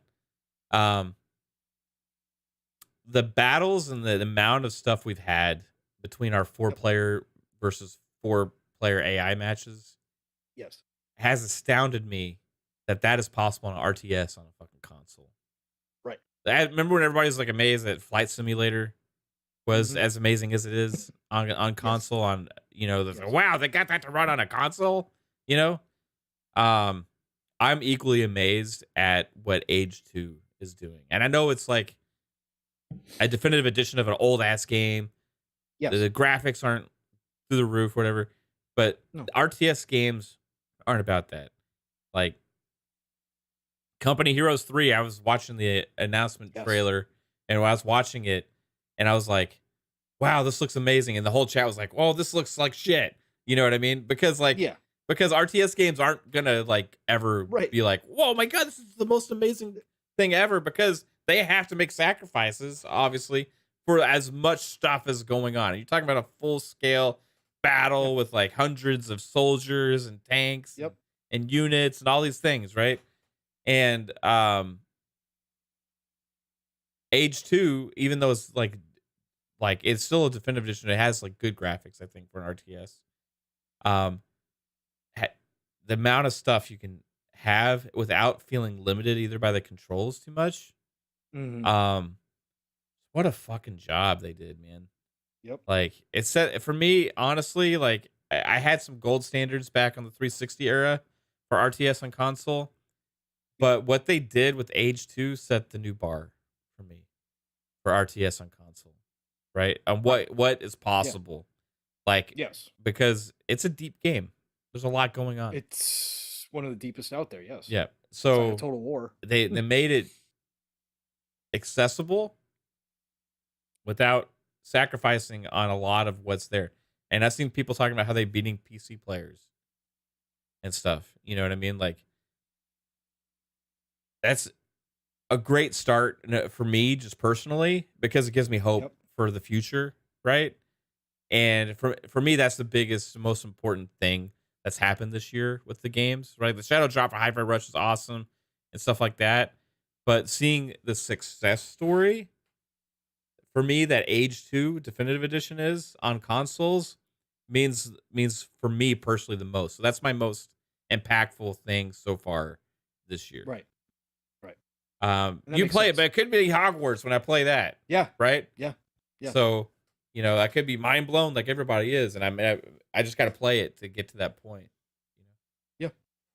Yeah. And I can't wait to hear your thoughts on it. So, but I just think that this year is set up now, Mav, perfectly. Like, again, some of the unknowns are now known and are spectacular. And I think that sets up the rest of the year. As long as the big boys hit the way that they're supposed to, that's when you start talking about, is this the best gaming year in the history of gaming? And I think it's starting to line up. The stars are starting to line up. Now, Wo Long is looking like it's going to be a hit. People are talking about that. It looks like it's going to be big. Atomic Heart is looking the same. We're not even talking about like the Stalker 2s, which we don't know is going to come out, but that looks phenomenal. Now, again, the fact that that team's even getting it out is a whole nother story. But we're talking about little games to big games. All of them so far, early on, hitting the way that they're supposed to, even better in some cases than they were supposed to. Again, Forspoken kind of being the odd duck out here. But outside of that, everything is lining up where we look back at this year and the games from the beginning of the year, which is always a question. Are you going to be talking about that game by the end of the year? I know for a fact, even with your Starfields, even with all the other stuff that I'm anticipating this year, at the end of the year, I'm still going to be thinking about Hogwarts Legacy. I know that for a fact. And I never thought that I was excited for the game. I never thought that was going to be the case. But that's a case for me. People are still going to be talking about Hi-Fi Rush at the end of the year and how freaking fantastic that game is. Again, that doesn't happen. We had Elden Ring last year, which sucked the energy out of everything. And that continued all the way to the end of the year, and it blew up at the Game Awards as it should. But we're having multiple games this early on that aren't supposed to be that level, already hitting that level. Dead Space Remake, a lot of people in that fan of that sci-fi horror genre are going to be talking about Dead Space Remake still at the end of the year.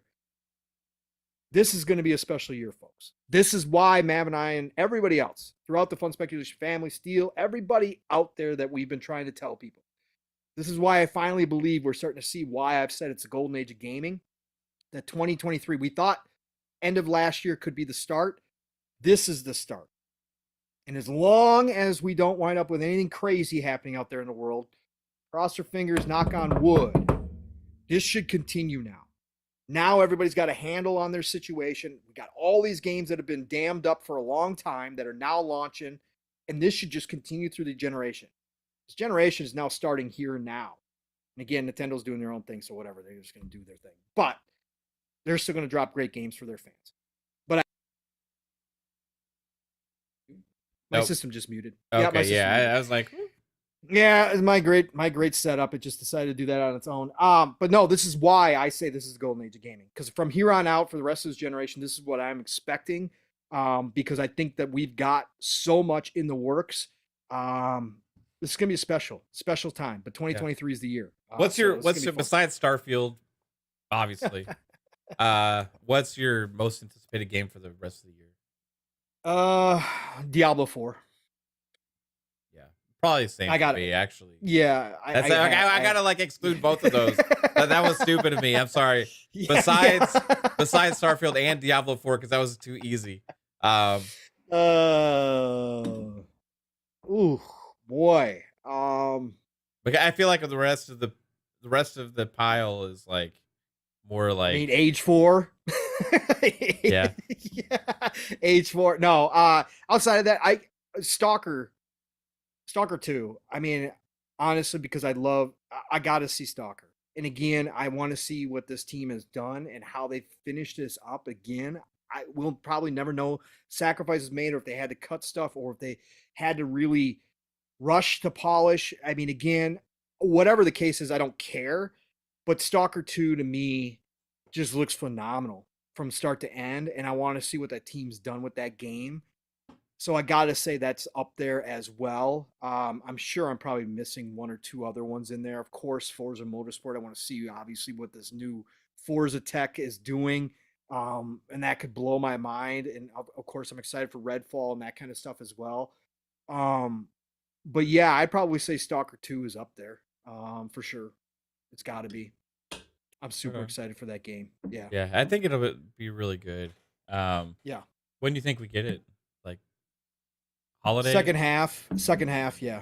They're going to give that team as much time as possible. I wouldn't even be shocked at like December. Like, hey, we're just getting it. Like, give them as much time as they need. But yeah, I think fall at the earliest, but I'm thinking more holiday time, November, December for Stalker 2. I mean, obviously, if we get confirmation that Hellblade 2 is coming this year, then I'll be super excited for that as well, because I just want to be, I have to see it live in person from that showcase that they did. Bro, I mean, that could be really, like, Forza is going to boggle our mind. Starfield's going to have its moments because those are current gen only. Redfall, I think just because of the art style, Arcane isn't going to have the impact, even though I saw a lot in the environment that I was like, wow, okay, this looks special. But I think Hellblade 2 could be that Naughty Dog moment for Xbox, right? Where we get that in our hands and it's just like, how are they doing this? How is this even possible on our consoles? Like, this is ridiculously set the bar so high graphically. So I think if Hellblade 2 gets confirmed, then that probably would shoot to the top of my list as well. Right on. Yep. What about you? Been like thinking about this a lot because there's so many games. Yeah. And like I was like, it's hard for me to pick, but my mind keeps going to the 2 fighting games that are known right now. Sure. Because it's like my mind really wants that genre to take a leap, right? And to really come back strong. I feel like King of Fighters 15 was really good when it hit last year. But since then, like, it's still no, and it's been a while since a Grid Street Fighter or Tekken game came out. And I know that Ed Boon is supposed to reveal their game this year, and it seems like his Twitter stuff again has been interesting. Yeah, it seems like with stuff he's putting out there, Vives is putting out there, maybe it's a 2023 game, also, right? This is supposed to be something we haven't seen before from them, whatever this game is.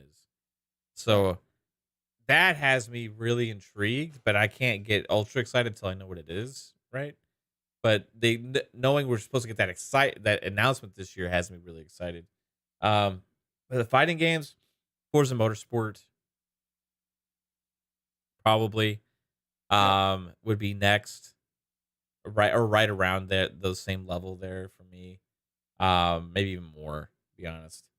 And besides that, man, it's like Skull and Bones. I was really looking forward to this Splatoon 3 content. Yeah. No. Ubisoft doesn't really have anything that's super exciting for me right now. Maybe that Mirage Assassin's Creed game would be good, right? That could be a really good one. Ubisoft doesn't. They have that MotorStorm game. I'll see how is it MotorStorm? or Motor. No, it's not not MotorStorm. Yeah, MotorStorm was No. the PlayStation game. It's, Motorfest. Motorfest. Motorfest. Yeah. There you go. Good call. You know, there's Test Drive, Solar Crown. You know what game I keep thinking about has like a surprisingly lack of hype and talk about it, just from the community in general, is Suicide Squad: Kill the Justice League. Yeah, I was just gonna bring that up. Yeah, it's like there's nobody talking about this game. It's the next Rocksteady game, right? It shows that they may have not hit on what everybody was hoping for from them. Right. Right? Like that Rocksteady's finally got another game coming after the legendary Arkham series, right? Right. That we all loved and we all been waiting. And they announced Suicide Squad Kill the Justice League. And it's like, okay, yeah, but there's all these other games coming out, you know? And maybe it's because of what they showed so far, it hasn't really resonated. Mm-hmm. And maybe Gotham Knights is, even though a lot of people love it, and I think it's a good game, the optimization, a little of the comments on Twitter from one of the developers of Suicide Squad Kill the Justice League also about frame rates and stuff like that was like a little alarming to me, you know? But I mean, there's so many good things about this year. That's the thing. If like something doesn't hit like that and we have like some misses, there's going to be so many success stories. Like Dead Island 2 could hit, man. Yeah, from what they're showing, it looks legit, bro. Like ridiculous. Like another one of those games. Like everybody's like, yeah, I'm over zombies. Like, yeah, it's Dead Island, and then all of a sudden it shows up and it changes everything, which it looks like they're trying to do. Could be phenomenal. The other one I forgot, which again I'd be remiss not to say it, is Armored Core 6. I want to see what From Software does with Armored Core. Like it's been so long since we've had an Armored Core. From Software is a completely different company at this point, coming off the success of Elden Ring, bringing back a hardcore mech game. Like, I honestly can't wait to see the visuals on this thing. I want to see what From does because they are so unique in a lot of ways. What they do with the atmosphere. Again, Elden Ring wasn't, you could look at it and dismiss the graphics, which a lot of people did. But if you actually played the game, there is such an artistic quality to that style that I want to see what they do with Armored Core and how they set the bar for mech games going forward. So Armored Core 6 is definitely up there for me. But yeah, you're right, man. We've got so much that, like last year when a game disappointed, it felt heavier because there wasn't a whole lot of other games around. This year, chances are there's always going to be something else around it. Yeah. Chances are there's going to be something big coming within a week or something that just dropped a couple weeks prior that you're going to be like, oh, yeah, didn't turn out to be the way we thought it was going to be, but I got this coming, or I'm going back to this. Like, that's the way it's going to be. I think in a way it takes pressure off of games, right? Sure. Yeah. Like people can either like, oh yeah, it's great or not, or whatever, and just move on to the next one. I feel like it's better for these companies too when they have more big releases slated, so that way all their hopes for the year aren't resting on one game. Also, right? Right. They also, Ubisoft does have Anno coming to consoles. Is that this year? Yeah, it's April. I got it lined up. That's something I've never played with before. City Builder. Builder. I mean, I've done City Builders in the past. I played like SimCity back in the day and stuff like that, but I've never. There's more to this one too. Yeah, this one like looks a little interesting. I might be interested to give it a go. It's not a full price game. How much is it? Like $40? I think it's like $40. The deluxe edition is $50 for the DLC. I think. Right on. So, yeah, maybe I'll give that. Oh no, I'm getting it. Yeah, it looks really fun. I can't wait. It's big. It's been quite popular, not over the top popular, but quite popular on PC. Yeah. So I'm gonna give it. Anytime they do these things on console, I usually like to give them a shot. You know. Yeah. And we know Resident Evil 4 is gonna score off the charts too. That remake is gonna be gigantic. Yeah, Avatar. I wonder if it's gonna hit this year. I got my worries now. You know they want it to, but with James Cameron now involved, saying that he was disappointed supposedly with the game, and it's a direct connect. Surprise! Somebody being disappointed with Ubisoft. Right. I wouldn't doubt that they push it just to make sure that it's right, because again, it's got a direct link to the movies, and so Cameron's not going to let it go unless it's something that he approves. So, but he is a little bit of a control freak too. Cameron is, right? So like maybe that's like not the best situation to be, because does he own the I don't know how much of the franchise he has control over. Like I mean, I don't know. I don't know ownership wise if he's got full. They gave him with the contract, he's got total right? say. Like if like he has full creative control over anything. Yeah, you know what I correct. mean? The Avatar, Yes. right? Pretty so sure it's that's like the case. interesting if he could keep a game from releasing if he wasn't happy Right. with the direction of it. Right. Correct. Right. It's a reflection on it's a reflection on his baby. So yeah. So yeah, it's interesting to go with to think about what Ubisoft is gonna do this year. I feel like they need the biggest comeback out of all of the publishers.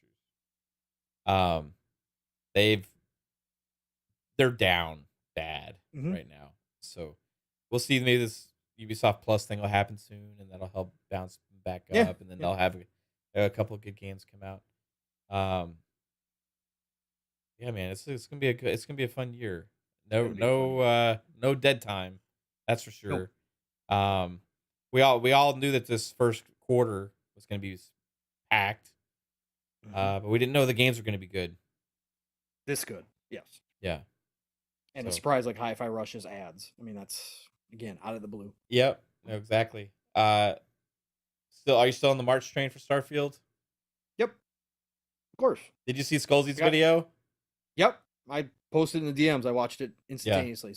Skullsy's again, Skullsy, for anybody who doesn't know, who doesn't watch Skullsy, been around for a long time. Again, he's an interesting dude. I like the guy. He's got an interesting style, but he has or had deep connections within Bethesda for a long time. He talked about, Skyrim back in the day, and then he moved on as soon as he found out about Starfield. There's another interesting game that he believes is in production at Bethesda called Spy Team. That's been copyrighted, and they've updated that copyright claim as well for Spy Team. So there's an unannounced game. He spotted the Hi-Fi Rush.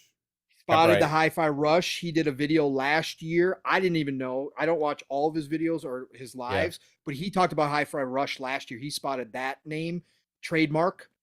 And he talked about that in one of his videos. So anyways, Skullsy is deep in Bethesda. Now he says Bethesda has tightened the ship. There is 0 leaks coming out about Starfield, but he knows Bethesda. And he's got a lot of the same thoughts that me and Mav have talked about, that Steele's talked about, just with Todd Howard in general and how he wants to launch games. And he made a recent video this week where he, once again, it's just his speculation. That's all he does. It's his speculation, but he could see the game coming out March, April. Just because of how Todd Howard likes to do it. He doesn't believe they need that much marketing, just like Mav and I talked about. They don't need that much marketing for Starfield, that they could do a quick turnaround launch. Not a shadow drop like Hi-Fi Rush, but a quick turnaround. Yeah. Hey, here's the showcase. By the way, it's coming out 30 days later, right? He thinks that's still a possibility. Yeah, so that's what we've been saying. Yep. I mean, absolutely. I feel like it could be. I mean, obviously, he was just speculating in his video. Yes. Yeah. That's all he can do now. He used to have really good information. He used to break things on Bethesda games back in the day. And now he said it's just so tight. And he got away from it too, because he was leaking stuff, or he was hearing things about Starfield early on, and he was talking about it, and that kind of blew up in his face. Some people got mad at him and that kind of stuff. So he's backed away from it. But he said, honestly, it's a tight ship now. Nothing's coming out about Starfield from Bethesda at all. Nothing. Yeah. So, and that's why, if he hasn't heard anything, that's why I don't believe any of the other people that say they have sources about Starfield being delayed either. They would be Xbox sources, but it's the only chance. But potentially. I mean, I don't know. I really feel like it's on track for whenever they wanted to release it, whether it's March, April, May, June. But I'm with you, man. I'll sit on the March on our little March stump with Steel Rain and Boom and these guys and see what happens until it becomes too late, which would be like, for me, maybe like, I don't know. They don't do a show. If they need to announce the show within like a week or two. Yes. Right. I thought they would have announced it by now, which they didn't do. So we'll see. But how much notice do they need to give for the show? They don't. Like a couple days? A week. A week, right. So Super Bowl Sunday. For media. Yeah. Super Bowl's in 3 days. You know, remember that rumor about Super Bowl commercial? Yep. Right. And Sony's there, by the way. God of War Ragnarok's going to have a commercial there. So Sony confirmed that. So it'd be interesting if both of them show up and one is God of War and the other one is Starfield. That'd be crazy. Why would they do a Super Bowl trailer for God of War now? Because they're promoting God of War everywhere. They're doing that huge worldwide thing now. You've seen the ads where they got they got Mjolnir everywhere, and they got all that shit going on. They got those fake reporters out there reporting on sightings and all that kind of stuff. It's part of a big marketing push for PlayStation. Right? Yeah, interesting. So, yeah, they're gonna spend a lot of money on it. But it'd be interesting if Microsoft shows up with Starfield and they announce the date for the deep dive after a short teaser trailer at the Super Bowl. That'd be pretty cool. Yeah, like, what if they announce a release date at the Super Bowl? Because I feel like if you have a Super Bowl commercial, you need to take advantage of that release date if you got it. Because how many more people are watching that than the deep dive? Yeah, right? I'm for it. You know me, so. Like, I mean, you're talking about the most watched event of the year in the United States, period. Right? So, to have that many eyes on it and to not have your release date there, for me, would be a mistake, even if they're planning the deep dive after that, obviously. Yep. Because I think it'd be like oh my God, Starfield. And what they could do is like do the trailer, right? And then reveal the release date at the end of the trailer. And then say, tune in on blah, blah, blah for more. Deep dive. Like for deep dive. Yeah, exactly. Yeah. That would be Howard special. Todd Howard special. Join us for an evening with Todd Howard and Starfield. Yeah, imagine this, Pong. Imagine this. The game is set to go. We're all watching the Super Bowl pre-show stuff, right? We're all watching, ready for like the national anthem to be sung and all the all that stuff.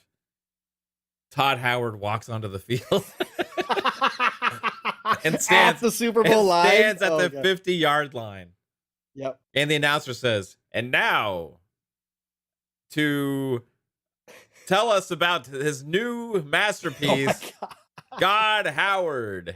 And he walks and he stands there and he's waving to everybody. They do the new 3D thing that they do, that virtual reality thing, and they got the Starfield starship that lands. And you see him up on the huge fucking screen with the close up of his face holding the microphone. It's got his brown leather jacket.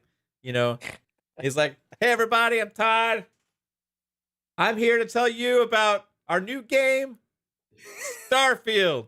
And then the lights in the stadium go fucking dim. They just shut off. Dude. And then you have a trailer play on the fucking stadium. You have all these lights going everywhere, right? And then you have the Xbox logo just like shine on the field. You know what I mean? And then it says exclusive on the bottom, right? And then Todd says March 23rd, 23. Drops the mic and walks off. That would be how you market this shit. How much money would that cost Xbox? I was just gonna say, if there's any dudes who could blow Xbox's entire marketing in one shot, it would be you and me and the rest of us. Whatever it costs.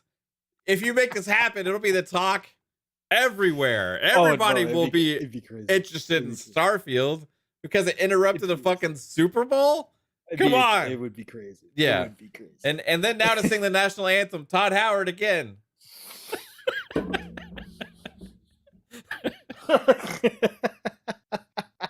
Yeah. Oh my God. Yeah. That'd be a dream come true. And it would be Phil Spencer to sing the national anthem. The internet. Oh my God. The internet would stop. Yeah. The internet would stop. It would be crazy. Even if you didn't have the national anthem. Even if you just had Todd out there. Like, what's fucking happening right now? I don't even care about the game anymore. What is going on? And you have like Master Chief, like fucking just run on the field like crazy. Yeah, that'd be great, bro. I like it, Mav. I'm down. Hey, again, Phil. We're your marketing guys. Idea. Might cost a pretty penny. We'll take 1% of whatever you have to spend. Idea. Whatever you have to spend to make it possible, we'll take 1% of the fees as our commission, right? So the more money we make you spend, the more money we make. right? But you're gonna get a big return. We promise you. You know what? Just give us credit. Just give us credit in the next interview. I don't even need to be paid. Just give us credit. Just put Starfield by Todd Howard. Starfield marketing directed by Todd Howard, Pong Soul, and Mav. Fun Speculation. Fun Speculation Network. A Fun Speculation Network special. Yeah. Oh my God. Let's Nonsense. Oh, let's go. Nah, it's gonna get interesting though, because they do have to announce something if it's gonna line up. Even if it's April, they have to have it by March, right? So we gotta have some word on it. But that's gonna be a hell of a day, man. It's gonna be a hell of a day. So Pong, if that happened, would you shit your pants? Yeah. Actually, like I might literally. Yeah. I might literally. That would be. It's not gonna happen. No, it's not gonna happen. I would love if somebody actually thought we were being real and like is this some rumor this out or as something prediction. like a prediction? Yeah, right, yeah. Right. This is the kind of breaking speculation you get from this Fun Speculation people. Breaking news. Mav and Pong confirm Super Bowl special live with Todd Howard for Starfield. the halftime show is Rihanna singing Starfield music. Right. Yeah, you didn't expect this from me, everybody. Just have Ian Zur go out there live on his piano. Yeah. Play the theme from Starfield. Oh, that would get everybody hyped, though. Yeah, it would. That would actually be like, whoa, this is pretty cool. Yeah, that would get everybody hyped. Do the whole Starfield and then just go right into the national anthem. Yeah. Him playing the national anthem, right? And then whoever's singing it come out. Oh my God. Oh, and then you just have them there after the national anthem. You just have them play the Starfield music again, but throughout the entire game. Throughout the game, he just keeps playing Starfield music throughout the entire Super Bowl. That would be amazing. Think how epic that would be. You'd be like watching the Super Bowl and have fucking Starfield. You know how epic that Starfield music is? Man, everything that you put to that, it just makes it better, right? Okay. We're in Psychonauts land right now, by the way. No, he would want Dave Matthews Band to be singing. He would. Yeah, that's true. He would. Dave Matthews playing behind Todd Howard while he's talking. Yeah. Work. How much money would that cost? $1 billion? No. $500 million? It'd be in the hundreds of millions. Probably. 200 million. You think they could get away? It depends. Again, Microsoft is partners with the NFL though, so maybe they cut a deal. We'll take away your Surface tablets if you don't let us do it. You won't be able to call plays anymore. We'll just cut it off mid-game. Yeah, we'll cut it off mid-Super Bowl. Mid-Super Bowl. See, you can't watch instant replay. You can't do anything. Let us market Starfield. Oh my God. This is a crazy way to end the show right here. Back from the Dead says it's okay. I'm sure Pong Soul at his age wears Depends. Yeah. Oh, yes, sir.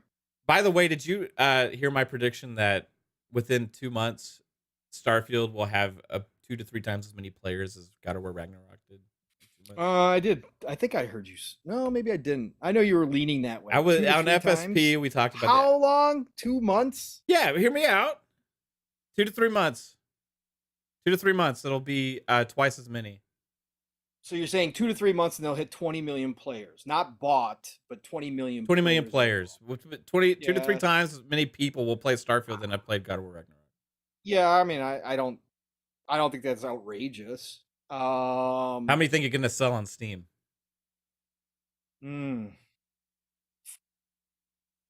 Within the first 2 or 3 months. I don't know. I'd have to see some relative numbers on Skyrim. Even I mean, Fallout 4 was remember the record that just got broken from Hogwarts was Fallout 4 for concurrent. Yeah. I'm saying 5 to 10 on Steam probably. Yeah, I was just about to say 5 to 7. I mean, it depends what time frame you're talking about here. Again, if it hits and everybody's streaming it, then yeah, nowadays, for sure, if it's the next big thing, because again, there are going to be channels solely created just from Starfield. from streamers. There are going to be channels that live Yeah. off of Starfield. And so, yeah, no, I could definitely see it doing 5 to 7 in the first 30 days for sure. If they do the deep dive and if word comes out that this game is like, oh my God, genre defining, yeah, it'd probably become the most, I mean, it's already up there on the pre-orders, right? On Steam, it's already up there. I or think no, it's so. not even on pre-orders. It's the most wanted or whatever. Yeah, it's on the list. The list thing. The wish list. So if it comes out like that and they do the deep dive and everybody's like, holy shit, I got to play this day one, you'll see it shoot up the chart. It'll be the most, once pre-orders go live, it'll instantaneously become the most pre-ordered game on Steam for sure. And then you got people will still buy the game on Xbox. Yes. So you have all your collector's edition stuff out there as well. A few million on Xbox probably, right? I think a majority of Xbox consumers will play on Game Pass. What was Elden Ring Steam numbers for the first 30 days? We know. That's a good question. Ever shoot that? Yeah, Elden Ring. Jasper's good at looking up random shit like this really fast. Elden Ring sales. Well, we're talking about 2 to 3 months here too, right? Not just. Yeah, I know. I'm just thinking. Let's say 3. I always like 90 days. Yeah, let's say first 30 days. I feel like between the Game Pass, we already know we're around 30 million in Game Pass subscribers, right? We know that Forza Horizon 5, which is a racing game, right, hit 20 million in around 6 months. Right. And that was when they were around 25 million subscribers, right? Correct. They've gained subscribers. When Starfield launches, they will gain even more at a rapid pace at that point. Mm-hmm. Plus all the Steam sales, people that want to play it on cloud because they only have a shitty PC or something like that as well. I don't even have a console. We're going to be able to play this game. When did Elden Ring launch? You remember in February, I think. Was it February? Okay. I think it was February. So by March 7th, it already had an all-time peak of 952,000 players on Steam. So a million. Jasper said 952K. But that's a peak. That's just the peak. That was a peak though, but it was early on, right? So it was quick. It sold 13 million within the first, was it 2 months on Steam? No, worldwide. Worldwide, right? Okay. Yeah, worldwide. First 30 days, it sold like 13 million copies. How many more people would have played it if it was in Game Pass? Right. No, I agree. That's why I said your 20 million number, because there's going to be people, again, it's just like Forza Horizon, even non-racing fans downloaded Forza Horizon just because it was available on Game Pass, right? So they hit ridiculous amounts of players played, numbers real quick. Starfield is going to be that as well, right? Starfield, everybody's going to download it just to try it, right? That they're just going to say that they jumped into Starfield. Yeah, you guys, this is the pinnacle premium thing that's pushed as a reason to have this service, right? It's like, right back. Hold on. Yep. For me, it's like the Stranger Things on Netflix, right? Or like, the biggest Marvel movie on Disney Plus, or like the biggest Marvel show on Disney Plus, right? Like Starfield is that premium thing that they're pushing out there. It's like The Last of Us on HBO, or if it's like Game of Thrones, right? Like people will tune in and subscribe to Game Pass and play in Game Pass just because of Starfield. It's like the A-list. So that's why I'm thinking, guys, it'll be the biggest launch for Xbox in a really long time. Maybe in history. And it'll do numbers. And I think it's probably going to have 2 to 3 times the amount of players as God of War, which to me is an important metric, right? Pixel says Forza Horizon 5 is about to hit 28 million players, right? And that's a racing game. Sky L says Starfield would be the video game equivalent of Star Wars and Star Trek. Yeah, I think Starfield is going to be a new genre-defining game. For sure. Yeah, I mean, Cyberpunk did 13 million first week, right? Worldwide in pre-sales, right? It still sold 13 million first week. Starfield has that same type of hype and has been for a long time, especially on the PC side of things. Again, PC is Bethesda's bread and butter.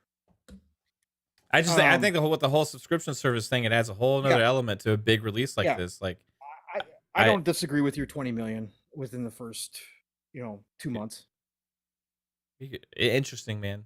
It could be 30 days. I mean, it could hit 30 within 3 months.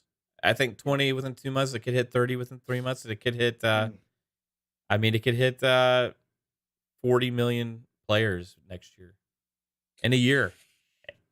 I mean, that'd be crazy. Maybe. Played. Yeah, I played.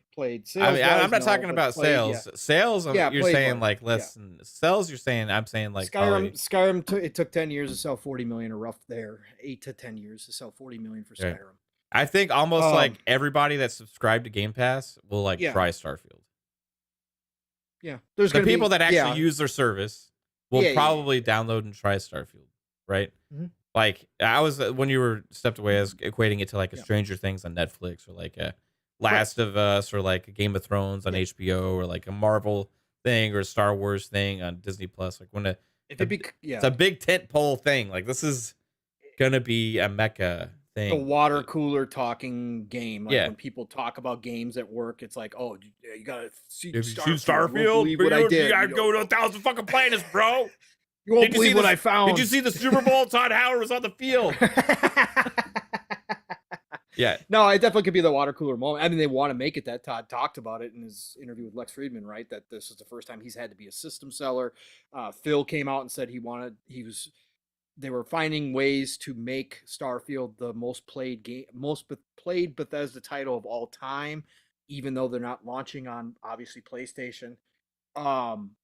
So this is something that they've been trying to promote. Like, hey, we want this in more hands than it's ever been in before for a Todd Howard game. So if all that comes true, and again, Todd and his team pull it off, then easily this game could be that, right? It could be, or like I said, it doesn't hit like everybody thinks, right? And then none of this happens. This conversation is over, right? But I mean, it wouldn't shock me, Mav. It wouldn't shock me 5 to 10 million pre-orders on Steam. Yeah, the 40 number I threw out there was a little bit of a reach, right? yeah, it was a little bit of a reach. That little bit of a reach. But I just curious how like a 1 mega, because we haven't had it before, right? No, something that becomes a mega phenomenon, hit, launch, day and date within a subscription service within gaming. Correct. What that effect could be. A AAA. I mean, we've had games that are great hit in it, right? But not anything to this level. No, right? No. Not by any means. Like Halo Infinite is probably the closest thing, and like, like there was a lot of negativity still around it before launch and everything. Like, I feel like that hurt that game quite a bit. Forza Horizon 5 was the next closest. I mean, let's be real. Yeah, Forza Horizon became a phenomenon. It did. Yeah, because even non-racing fans were talking about it and like, oh my god, I can't believe I get to try this. And there was people out there that there's going to be more people on Steam played by Starfield and Forza Horizon 5. Oh yeah, no, again, that's their bread and butter is PC. Right. So no, exactly. Sure. So that's where I'm going with this, because I think the PC audience is going to be strong with Starfield, right? Yep. So I think that and I think that's going to be a given. And I feel like the modding community gets a hold of this. I feel like a lot of them may subscribe to Game Pass as well, or do that. I actually think you're going to have people that are going to buy, because this is a Todd Howard special. They're going to buy collector's editions and stuff like that. And they buy more than one copy of the game and stuff as well, like because of that. And then the Game Pass effect. Yep. I'm not saying that, those aren't sales. It's a different metric, right? But everybody that will try Starfield pays for a service. Correct. Right? So those players equate to dollars one way or another, right? Yep. So if it hits like 20 million within the first 2 or 3 months, that is a massive success to me that Nintendo doesn't even hit. Right. That PlayStation doesn't hit with their biggest titles, not even close, right? But everybody acts like Xbox games. Nobody talks about them, plays them. But then you look back at even the numbers for Forza Horizon 5. Mm-hmm. Over twice as many people have played that than God of War Ragnarok. Mm-hmm. Correct. Right? And do I think that God of War Ragnarok will even catch the amount of players that will play a Forza Horizon? Maybe one day long from now when it's on PC in the years 5 years. ahead. 5 years. At that point. But Starfield's going to, like that, out the gates. You know, and it's not going to take like a whole word of mouth thing. I don't think. And if they integrate the modding, like this could be the first like really integrated modded game for console, which Phil's talked about, Todd's talked about.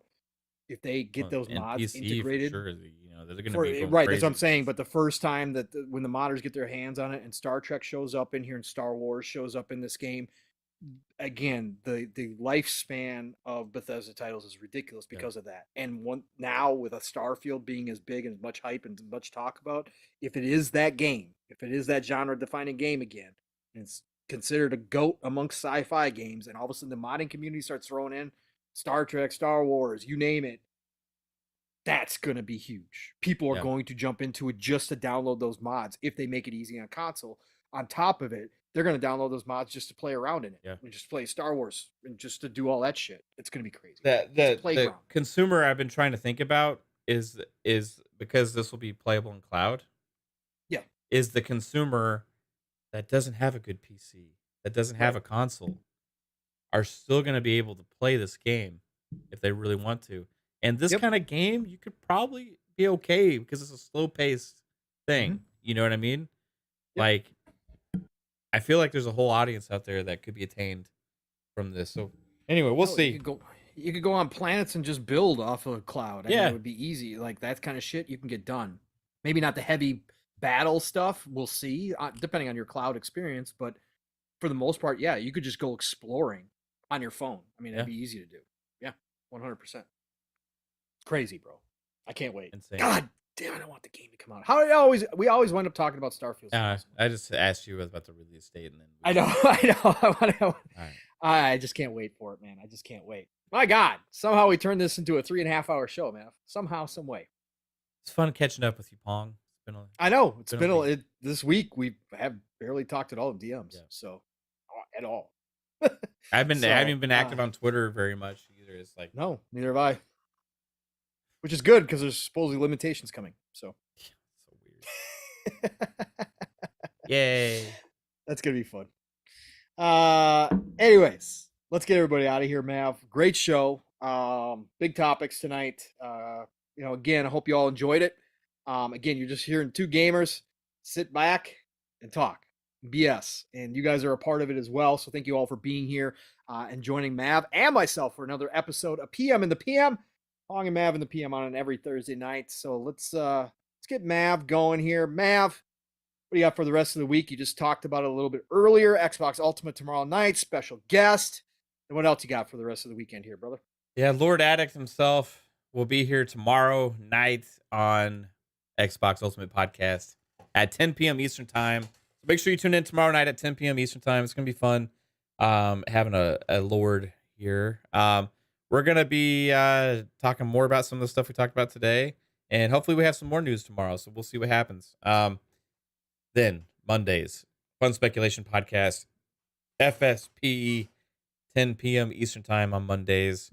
Come check that show out. We have a blast. We have a tidbit segment where we look ahead at the games releasing for the week. This past week, there's only 2 games, but guess what? Maybe it's good everything else got out of the way of Hogwarts Legacy. Because that turned out to be a pretty damn big release.